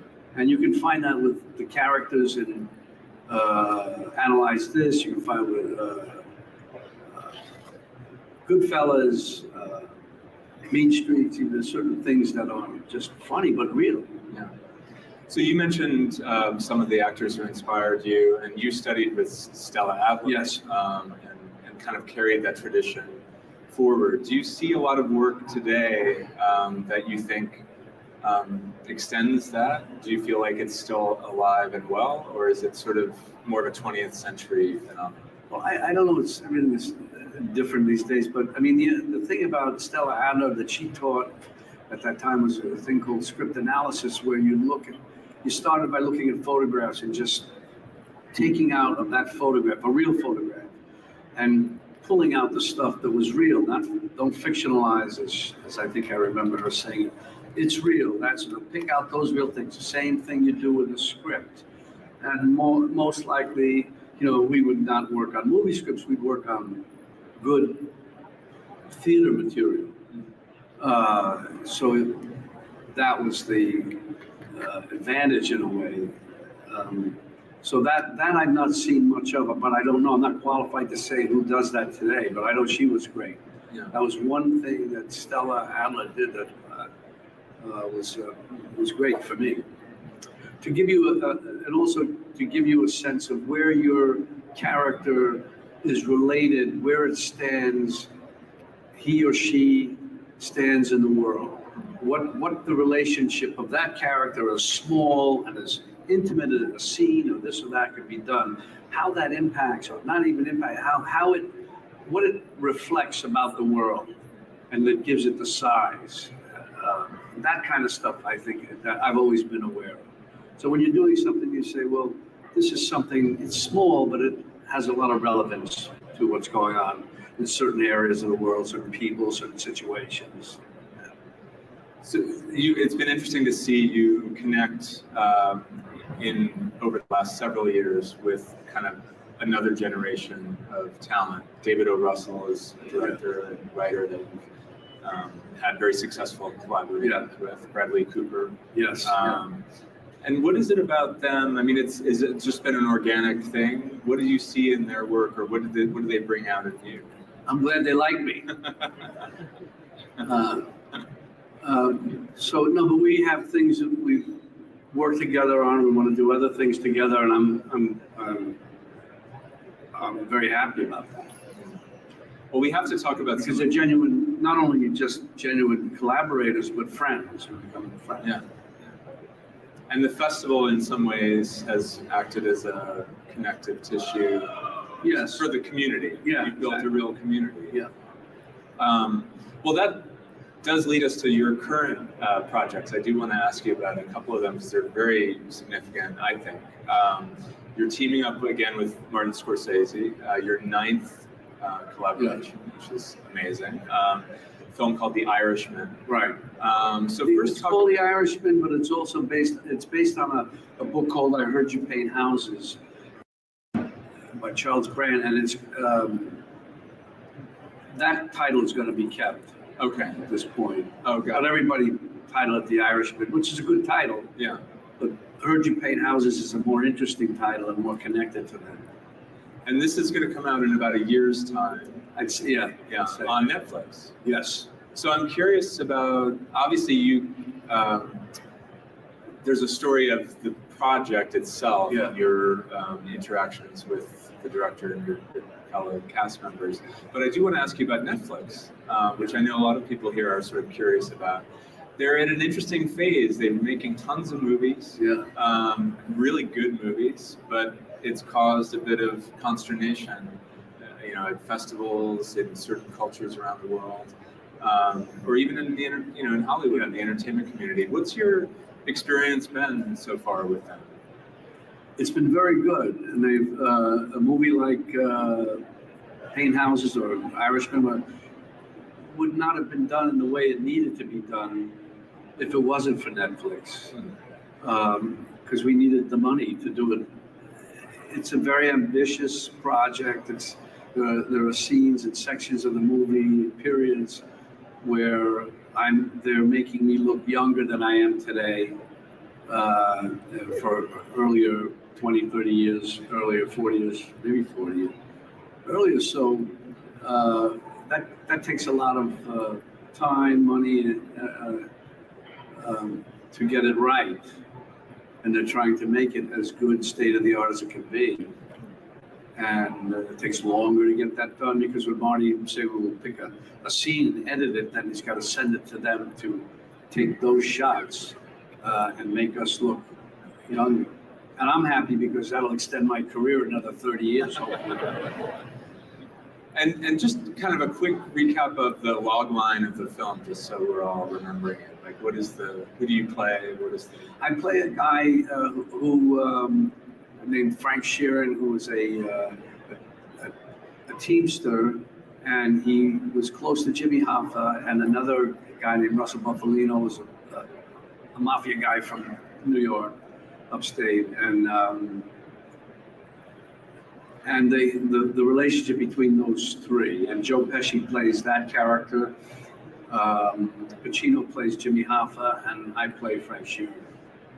And it's the relationship, what goes on, and I don't know what else I should say. I don't give it away, or everybody knows. No, don't give it away. Don't give it away.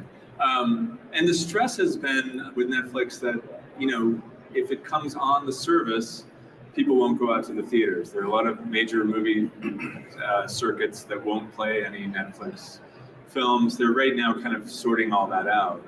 But do you expect there would be a theatrical life? There has to be, yeah. With this movie, you have to do it. And I think they just have to find a way, if not already, on how to release it theatrically. And then at one point it goes out the other way.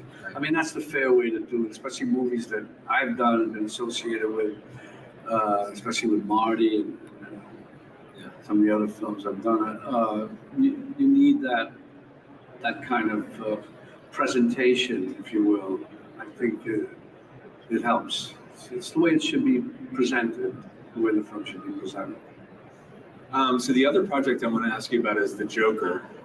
Todd Phillips' new take on the DC villain. Right. A couple weeks ago, right here where we were sitting, it was New York Comic Con, and I don't know if you ever dipped into that world, but it's really something else. And this is going to be something interesting for you to be in the comic book realm. Yes. So I'm curious.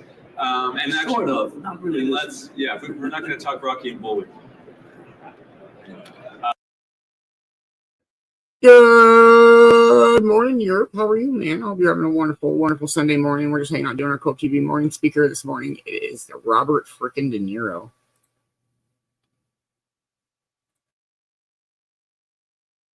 About what? We don't have to talk about Rocky and Bullwinkle. Oh, yeah, right. Yeah. We're going to skip over that. Let me actually. I tried my best. And let me make sure that I set this up because so you play a talk show host who pushes Joaquin Phoenix's character Arthur Fleck to assume his new identity as the Joker. Is that what they say? That's the description. This is from the studio. Yes. Not some blog. I push. Hey, good morning, Nikki. How are you? Hope you're having a wonderful, wonderful Sunday morning. We're just hanging out, doing our morning speaker, and this morning it's Robert De Niro.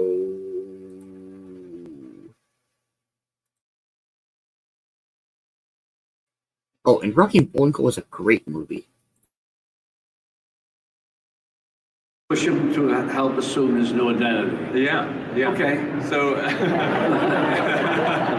I'm filling you in. Yeah. Okay, all right. But I mean, what interests you? You had to have said yes based on something. So was it just the mix of the? I mean, Joaquin Phoenix is a terrific actor. I did because of Todd Phillips. Bradley Cooper's worked with him, and they're friends, and he swears by him. And I liked him. I met him. Joaquin is a wonderful actor, very, very special actor, and so that's great. And they wanted me to do it, and I like the part I'm playing, and I part of it's also the connection because of the movies that I've done. Sort of brings it into that because it has it's connected in some way. You'll see when you see the movie, but with the King of Comedy saying so on. So I did think about it. Yeah, so that's what I mean. So it's a little different ending, but you'll see. Yeah, we'll definitely be intrigued to see that.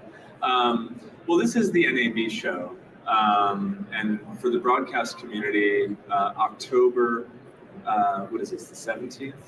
We're right on the, we're in this window leading up to Election Day. And some of your remarks earlier kind of highlighted the importance of participating. So I kind of didn't want to leave the stage without, I guess, getting a thought or two from you about just, this is sort of a moment unlike any that we've seen. And why? I mean, what are you doing in terms of encouraging people to get out? Well, I mean, everybody really has to register and vote. I mean, I tell my kids, they're in their early 20s, some of my kids, and I tell them, get out and vote, and I make sure that they go. It's very, very important to vote. Of course, I'd like you to vote for, but I think you all know what I'd like you to vote for. But, you know, even if you vote for what I don't like, just get out and vote. It's very, very important. It's essential. I think we're in a crisis in this country, a moral crisis. You know, it's just we're in a bad situation. Hey, good morning, Jane. How are you? I hope you're having a wonderful, wonderful Sunday morning. We're just hanging out and doing our Cove TV morning speaker. This morning's morning speaker is Robert frickin' De Niro. It's been dope.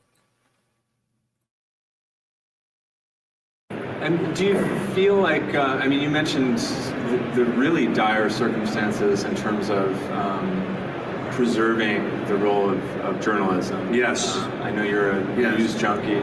I mean, that also is an interesting element. Yeah, well, look what just happened.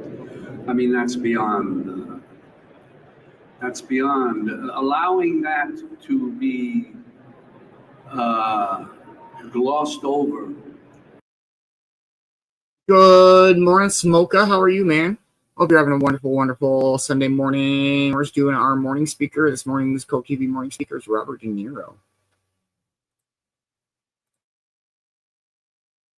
Is going to bring us to a whole other level worldwide with that kind of situation.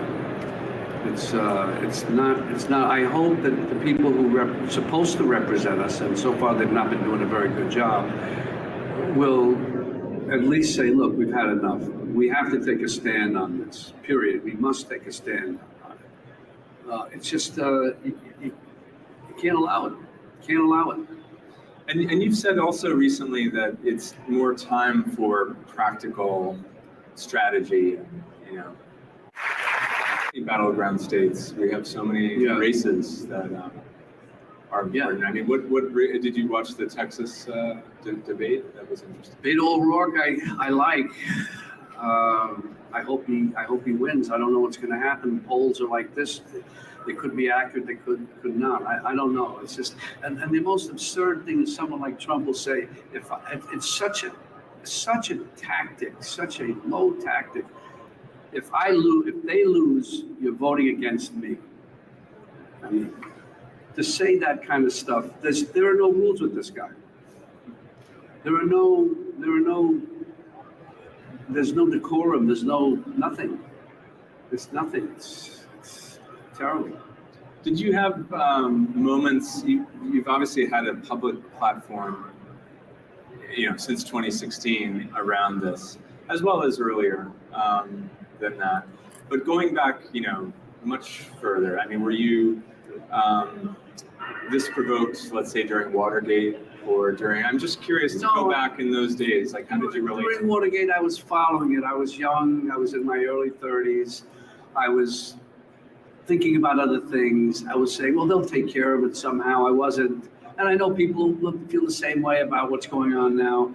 But as I'm older now and see that bad things can really happen if you let them, or if you're not there to prevent them when they're coming our way.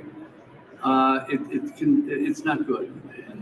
And I'm not that political really. I just see such a horrible situation in front of us, and it happens incrementally. It's insidious. It just happens, keeps going more and more until you turn around and you see, wait a minute, how did this happen?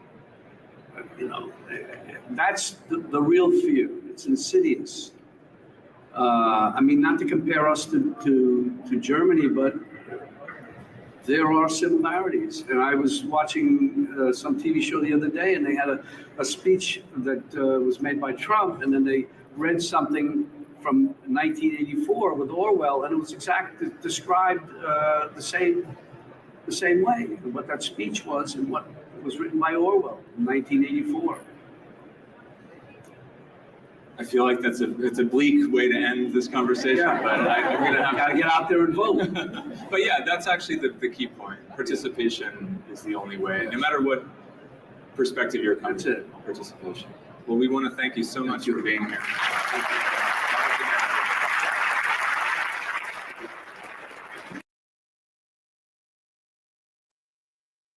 That was great. That's good. That was cool. Man, I don't. You guys know I don't like to get too much into politics, but I mean, he has a right to have his own opinion. Absolutely. Oh, he's always been political, non-political, and like I'm just saying. But you know what? He doesn't shy from it, which is one thing. Right. He literally is like, you know what? This is how I feel. Yep. And he is a news junkie, so he does watch a lot of it. And I'm not saying to believe everything on the news, but if you're a news junkie, you're watching all of the news, not just like, you know what I mean? Like, right. I'm just saying, I'm not just watching. Favorite Robert De Niro movie? Meet the Parents, Meet the Fockers. Fucking, oh my God, Heat or not Heat? It wasn't Heat. No. Yeah, Heat. I would probably have to say, like maybe Heat. Jesus. Taxi. Taxi. Like the movie Taxi. Right. Yeah, no, absolutely. Yeah, Heat was such a good movie, bro. Him and Al Pacino together. Oh my God. Okay, I'm sorry, but I gotta go with my girlfriend's favorite, Debbie Goodfellas, for the cast, character, story, music. Come on, the music of Goodfellas. Come on. Give me a break. Every song was a classic song that you could have danced with your old lady to or killed somebody to in a movie scene, because we don't advocate that, of course. But I'm just saying, like, that's what made the soundtrack so good. Like, there's scenes that get so intense because of the music, because the music starts beating up the beat. You know what I'm talking about? Where the beat starts getting a little faster and you get those evil eyes where the camera zooms into the guy who's about to do something fucked up. And all of a sudden he's just like this. And you know he's about to do something fucked up, right? Like, you know something's, doom. Like, I'm just like, oh shit, something's going down. He ain't going to eat some peanut butter and jam next scene. I'm just saying, there's him sitting in his kitchen with some Jiffy. No, it ain't happening. I think Goodfellas is good because they tell the whole story. Do you know what I mean? Like, they start when he was a kid. Hey, I was parking cars, yada, yada. And then they show him as an adult. Like, I don't know. There's so many good parts to that freaking movie, man.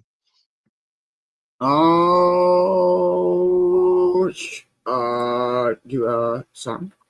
Yeah, I like songs. You got a song? You got a couple? We'll do...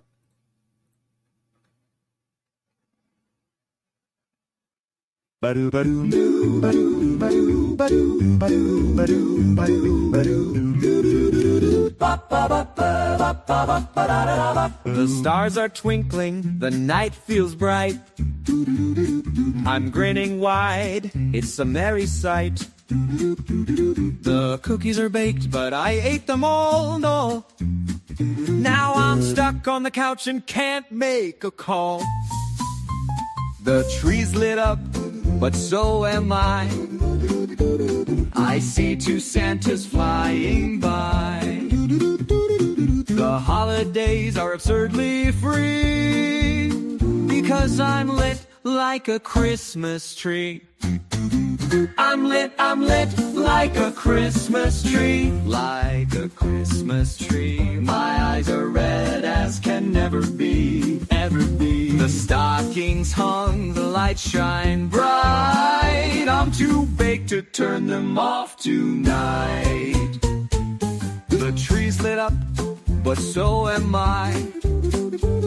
I see two Santas flying by.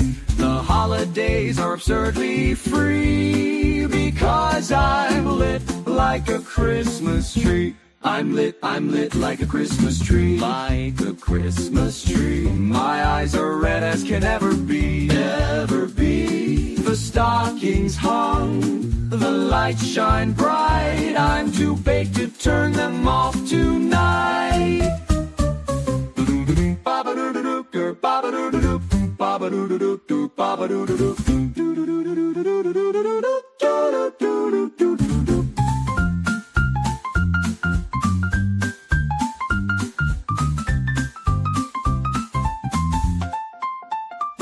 I lit the tree and the fire as well. and burn my sleeve. Oh, what the hell? The dog's got tinsel, the cat's in a bowl. This house is chaos, but what a show. I spilled the cocoa, I dropped the pie.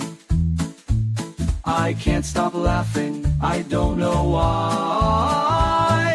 The holidays are hilariously free, because I'm lit like a Christmas tree. I'm lit like a Christmas tree, like a Christmas tree. My eyes are red as can never be, ever be. The stockings hung, the lights shine bright. I'm too baked to turn them off tonight. Pass the pipe and don't blame me. This tree's too high for sobriety.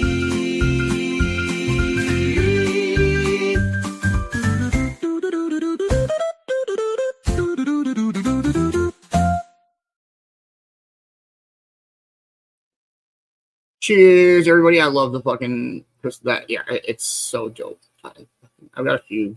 Let's see what else we got.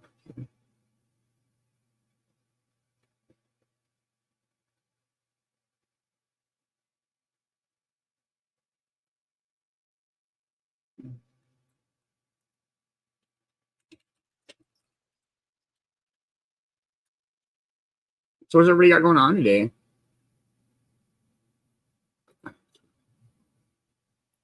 Did you get baked? Get baked, eh? Baked it.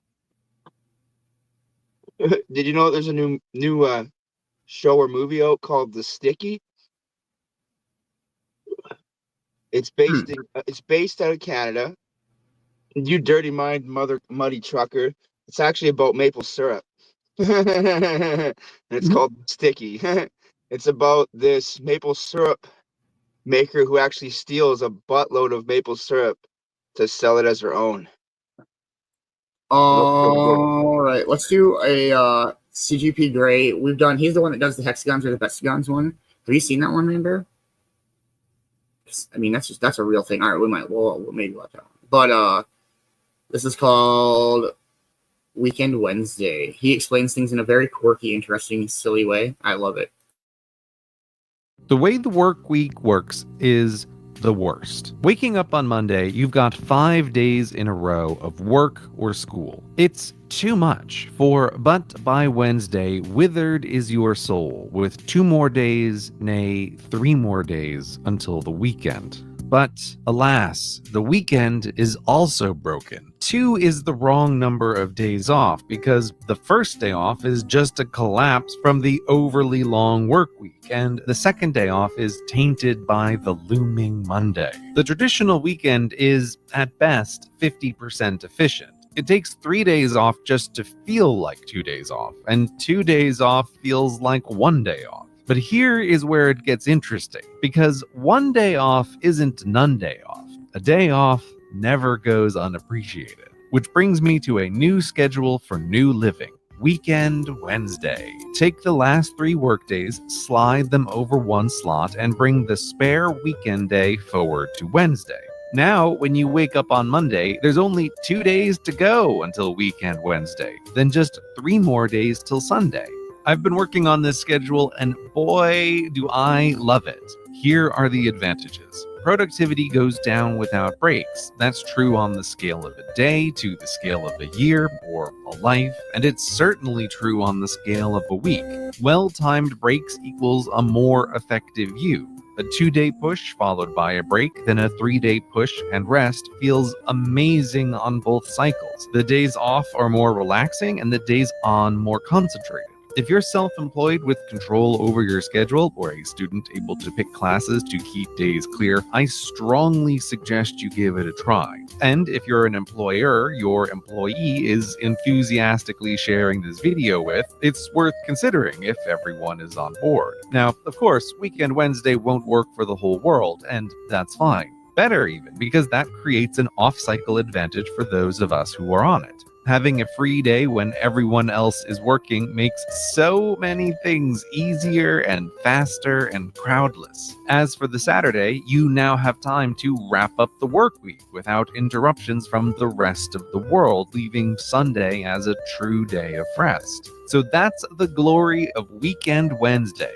More frequent days off that feel 100%, more concentrated and shorter work sprints with a bonus off-cycle advantage. If those sound intriguing, why not give it a try and see if Weekend Wednesday works for you?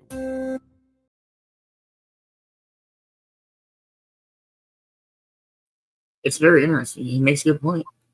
He does make a good point.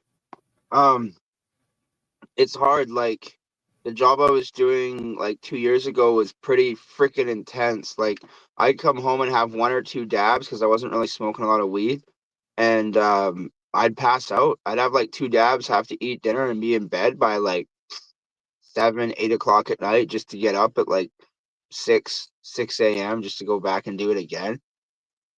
But like, I don't know. I also talked to a guy who he got a promotion at the place he was working, and he went from working 5 days, like Monday to Friday, right? 8 hours, whatever, getting your 40 hours in, right? And then he's like, so they offered me a weird shift. I said, what's the shift? He said, it's 36 hours over the weekend. So Friday, Saturday, and Sunday, you work 12 hours each day, right, Beanz? Then you have 4 days off. All right. So I love Wednesday. I feel like I would much rather have a day off, like 2 days off spread out, than to have 2 days off in a row.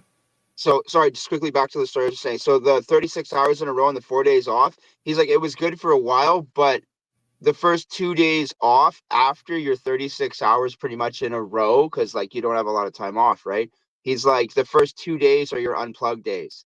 He's like, so then you have 1 day to recharge. He's like, you kind of get burnt out. So he actually went back to the 48 by 5, 40 hours. This is how many countries are there? 304. I don't know, I'm guessing.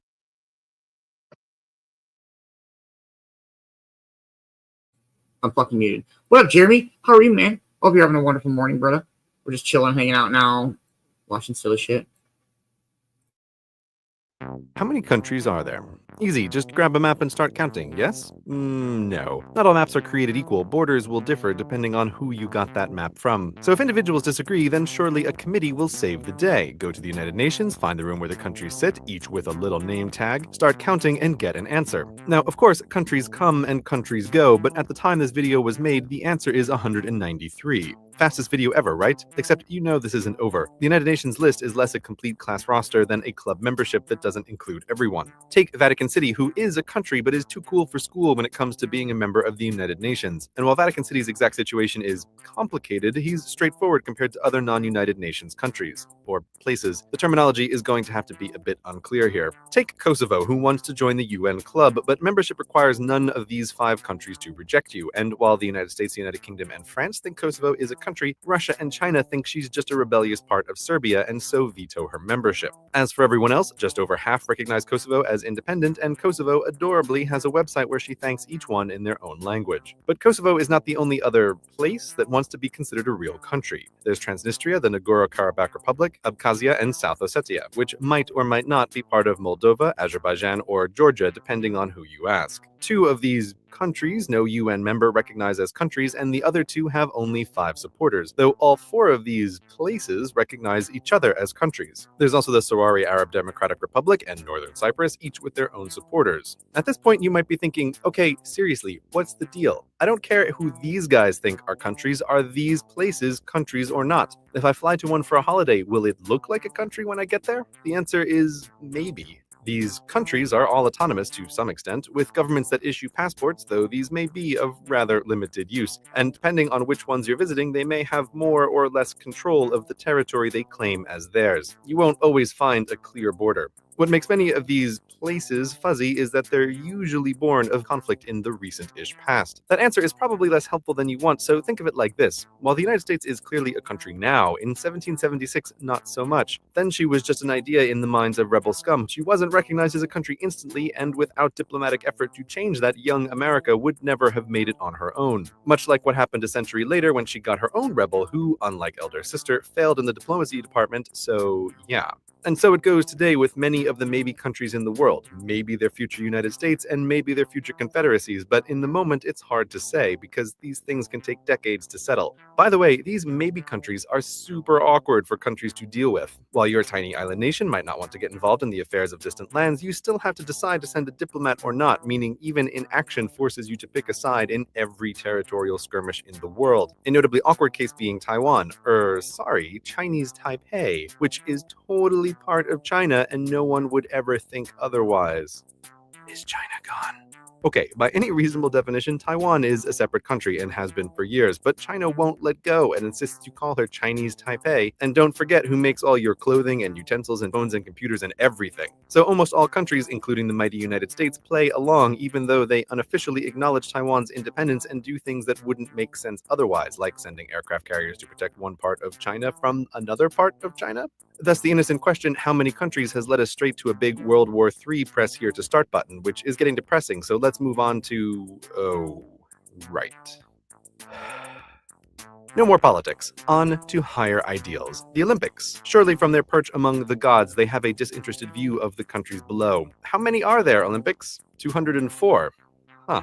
So Olympics is a bit special. She defines Puerto Rico as a country, even though it's unambiguously part of the United States, as well as Bermuda and Aruba, which are connected to the UK and the Netherlands, along with a bunch of other places that are happy to play in her Olympic Games as nations, but make no claims to independence. Presumably, Olympics includes these to bump up the number, so she can say more than 200 countries compete, though even her inflated list doesn't include Vatican City, because given his demographics, divine intervention would be required to take home a gold. And Vatican City brings us right back to the core of the difficulty with this question. A consistent definition of country is impossible because your checklist needs to include both Vatican City, the least country-like country that's still a country, and also exclude the anti-Vatican City, Hong Kong, the most country-like country that isn't. Also, don't forget from previous episodes the seemingly endless territories which look and act like independent countries but just sort of aren't, and this isn't even bringing up the various nutters who plant a flag on an island or an oil rig, start printing currency on their fancy inkjet, and declare Delutopia a new nation. So with no checklist to follow, where does that leave us? The best answer to the question, how many countries for the foreseeable future, is probably to say around 200 and leave it at that. An answer with more significant figures implies more agreement than there really is, because ultimately what makes a country is if other countries think that country is a country.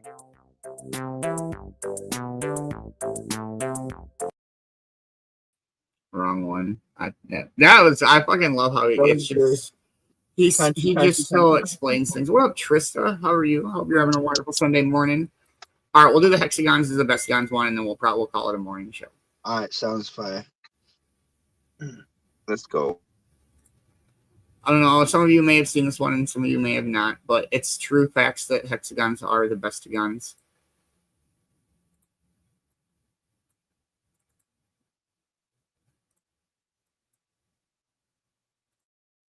You know, hexagons are the bestagons. Why? Because bees. Bees are the best and build only the bestagon, the hexagon. Now, I know what you're thinking. Bees build hexagons because they're hexapods with hexagon eyes. How could they do otherwise? Excellent point. But the Humble Bumble has an engineering problem to solve. She makes two things, honey and wax, the former to eat and the latter to contain the former. To make but a little honey, she must visit a lot of flowers, and to make 1 unit of wax, she needs 8 units of honey. Wax is costly for bees in flower terms, and honey is drippy in food terms. So to make a hive that contains the maximum honey while using the minimum wax is royally vital. Thus, a honeycomb conjecture. Which shape works best? To answer, we need to talk tiles. Tiling is covering a surface with a pattern of polygons. There's lots of options because there's lots of polygons. Even the regulars go on and on-agon. Now for bees picking patterns, the more complicated ones obviously use more lines than necessary. That's what complicated means, and thus a honeycomb of that tile would use more wax per honey. So sticking to the simple regulars, there are just 3 that tile tightly: triangle, square, and hexagon. Pentagons are broken hexagons, leaving gaps, same with septagons. Octagons are alright, but they're no hexagon, which leaves the tiling trio which tile differently. A square is a square of squares, which is a square of squares, and so on. Squares tile tidily by basically cheating, covering an infinite plane with an infinite number of parallel lines. Like, wow, that's what a plane is. Boring. Triangles pull the same trick, dividing themselves down into infinite nothing. But not the hexagon, the only regular polygon to tile a plane without resorting to debasing self-division. Unlike some squares I could mention, at least triangle is trying to be more geometrically interesting than square, teaming up a bit to 1, 2, 3, 4, 5, 6. Wait, hexagon! The other shapes can't help it. They just want to be the bestagon. Even some of the irregulars like rhombus tile by hexagoning. Same with your tragus tiles and deltoid trihexanogals and your crystal rhombles and florid pentanogals. Look, they're all just hexagons. Even Cairo tiles, poor pentagons, tile up as best they can to form a lumpy hexagon. The rest just can't compete with the best. The hexagon, nobly indivisible, is the bestagon. Where were we? Oh, right, honeycomb conjecture. Max honey, min wax, 3 options. Okay, yes, there's the circle, a shape defined by the least perimeter for the most area, but that only works when you need just 1. Pack circles, and this is the best they can do. Look at all that wasted space. And even if you pack the gaps, you still use more wax. And again, the way these circles arrange themselves, it's almost like 1, 2, 3, 4, 5, 6 hidden hexagon. Bees use the hexagon because no shape is better to create the maximum area for the minimum wall, and this min-max stat of hexagon is one of the many reasons they show up everywhere, including in the aforementioned bee's eyes. Each hexagon is a long tube that leads to the light-catching cells at the bottom. More light equals better vision, and hexagons let the most light in using the least amount of wall. So why aren't your eyes hexagons? Au contraire, mon ami, they are le hexagon. Not on the outside, but on the inside. Your light-catching cells are at the back of your eye, in a hexagonal grid for the same reason as bees. Max light, min wall. Your window to the world is but through the hexagon. Does that not make it the bestagon? Okay, maybe hexagon as min-maxagon doesn't catch your fancy. Then how about a little mystery, oui? Let us travel to Saturn. Yes, the rings are attention-grabbing, but leave the equator, travel north, and here lies the unexplained, the great hexagon of Saturn. Need something for scale? Well, here's the Earth. Oh, here's 6 the Earths. Saturn's hexagon is pretty big. What is it? Well, you might be thinking it's a geological formation, an enormous basalt column like the smaller versions you find on Earth. But no, Saturn is a gas giant. There is no surface or geology to speak of, so the Great Hexagon is composed of shapeless clouds somehow keeping shape and changing color. It's a magnificent solar system mystery, and while I'm no space archaeologist, if I was looking for an alien-gifted monolith on the most look-at-me planet under a hexagon beacon with Earth-sized sides, that's where I would start. After all, what aliens would want to make first contact with the nearby monkeys before they became enlightened to pursue the universal truth? Hexagon is the bestagon. From the largest down to the smallest. Say, for example, this tiny snowflake I happen to have that has 6 sides, as all snowflakes do. Gee, what could cause that to be? Let's zoom down to the atomic realm and see. When water molecules join together to make a flake, the sturdy shape they prefer is the hexagon. As more molecules join, they extend the flake fractally up. The beauty of the snowflake on the monkey scale is but an extension of the hexagonal perfection on the atomic scale. Okay, yes, you will sometimes find snowflakes with 12 sides, but this happens when 2 growing snowflakes get stuck together, so it still counts. And the hexagon isn't just for snow, but for all Ice 1H, which means basically all ice on Earth. Yeah, there's a little Ice 1C, which we don't talk about because it's made of cubes, and cubes are boring, and there's a bit of Ice 9. No, don't touch that. But if there is ice in your drink, give thanks to the hexagon for keeping it cool. And it's not just water. Lots of atoms use hexagons because, take a note, hexagons are the bestagons. Oh, using a pencil? Get ready to have your mind blown about the hexagon here too. The lead. Well, it isn't lead, it's carbon. And you know what carbon atoms think is the bestagon? The hexagon. Pencil graphite is a whole bunch of hexagonal carbons, and when they happen to be in a straight sheet, that's graphene, which happens to be the strongest atomic material in the universe, some of which is in that pencil. To tear a sheet of graphene apart, you would need 100 times more force than to do so with steel. Hexagon is strongagon. This is because when hexagons come together, they form three-sided joints 120 degrees apart. This, for the least material, is the most mechanically stable arrangement. Pull on one joint and the other two equally pull back. Push in and the other two are the most able and stable to resist. Now look anew at a tiling of hexagons and you see it is composed of nothing but these max stable joints, each arranged perfectly to help the others be stronger and stabler. This is another reason hexagons show up everywhere. The universe blesses stability in her physics, from those basalt columns to bubbles, which, as soon as they can, ditch their spheres to become as close to hexagonal perfection as they can. That's so cool.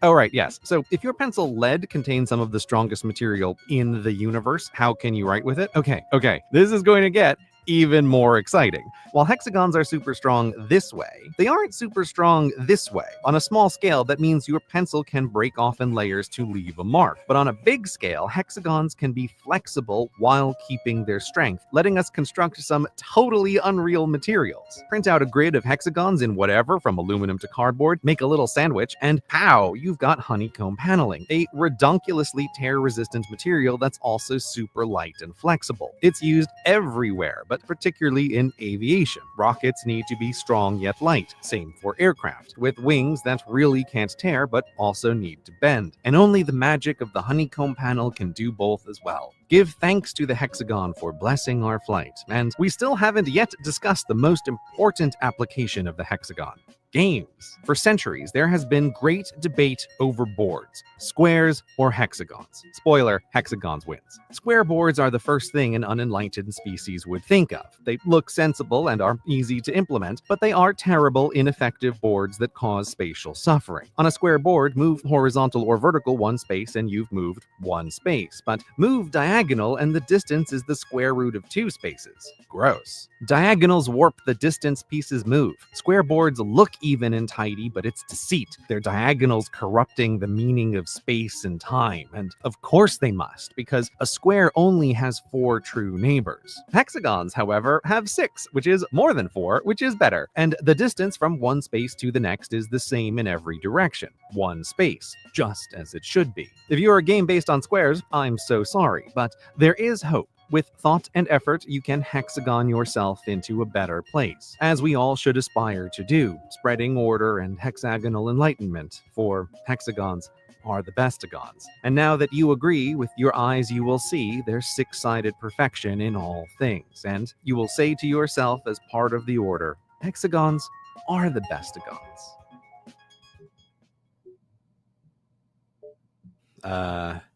Thanks for stopping by for Communicator Coffee.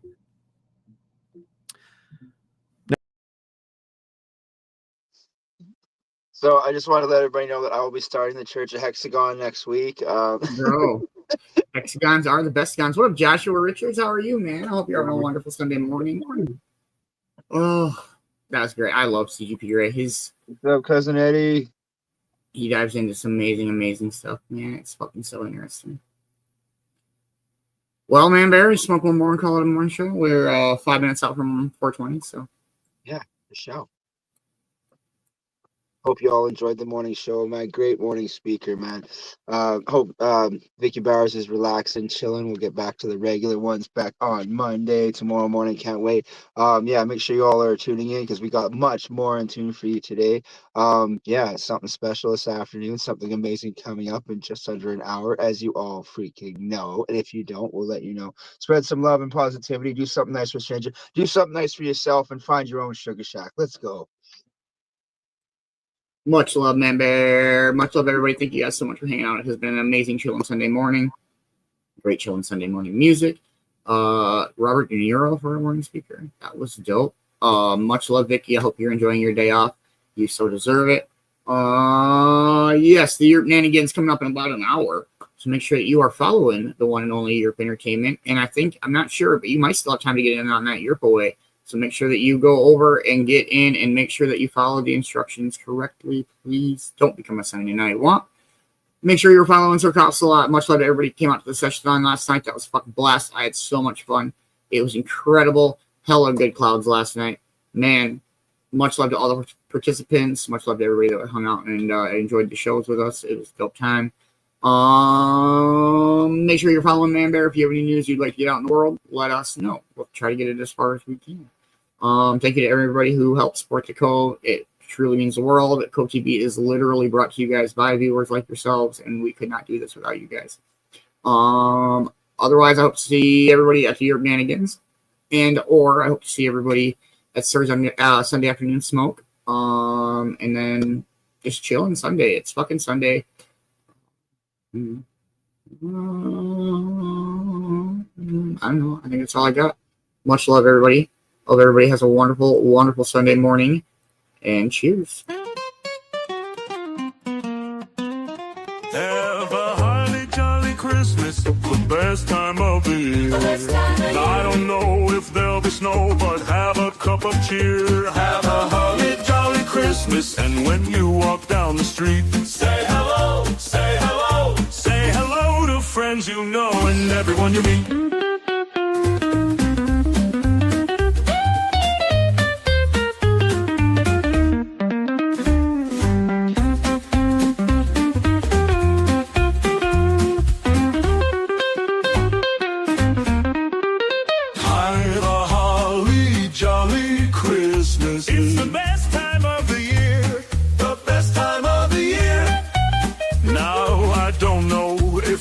Snow, but have a cup of cheer. Have a cup of cheer. Have a holly jolly Christmas, and when you walk down the street, say hello, say hello, say hello to friends you know and everyone you meet. Ooh.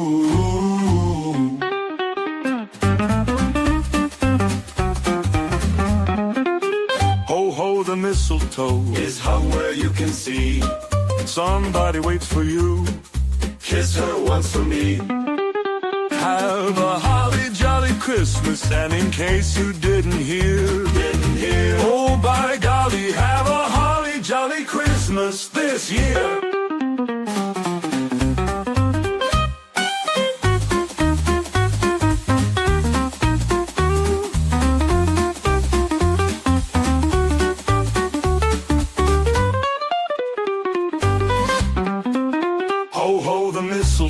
Is hung where you can see. Somebody waits for you. Kiss her once for me. Have a holly jolly Christmas, and in case you didn't hear, oh by golly, have a holly jolly Christmas this year.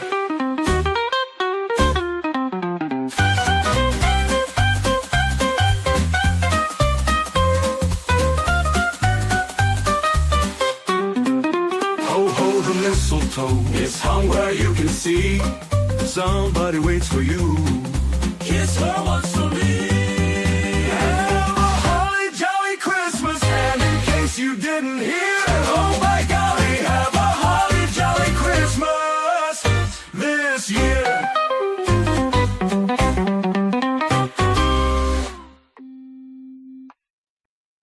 Much love, everybody. See you at the Europe Nanigans.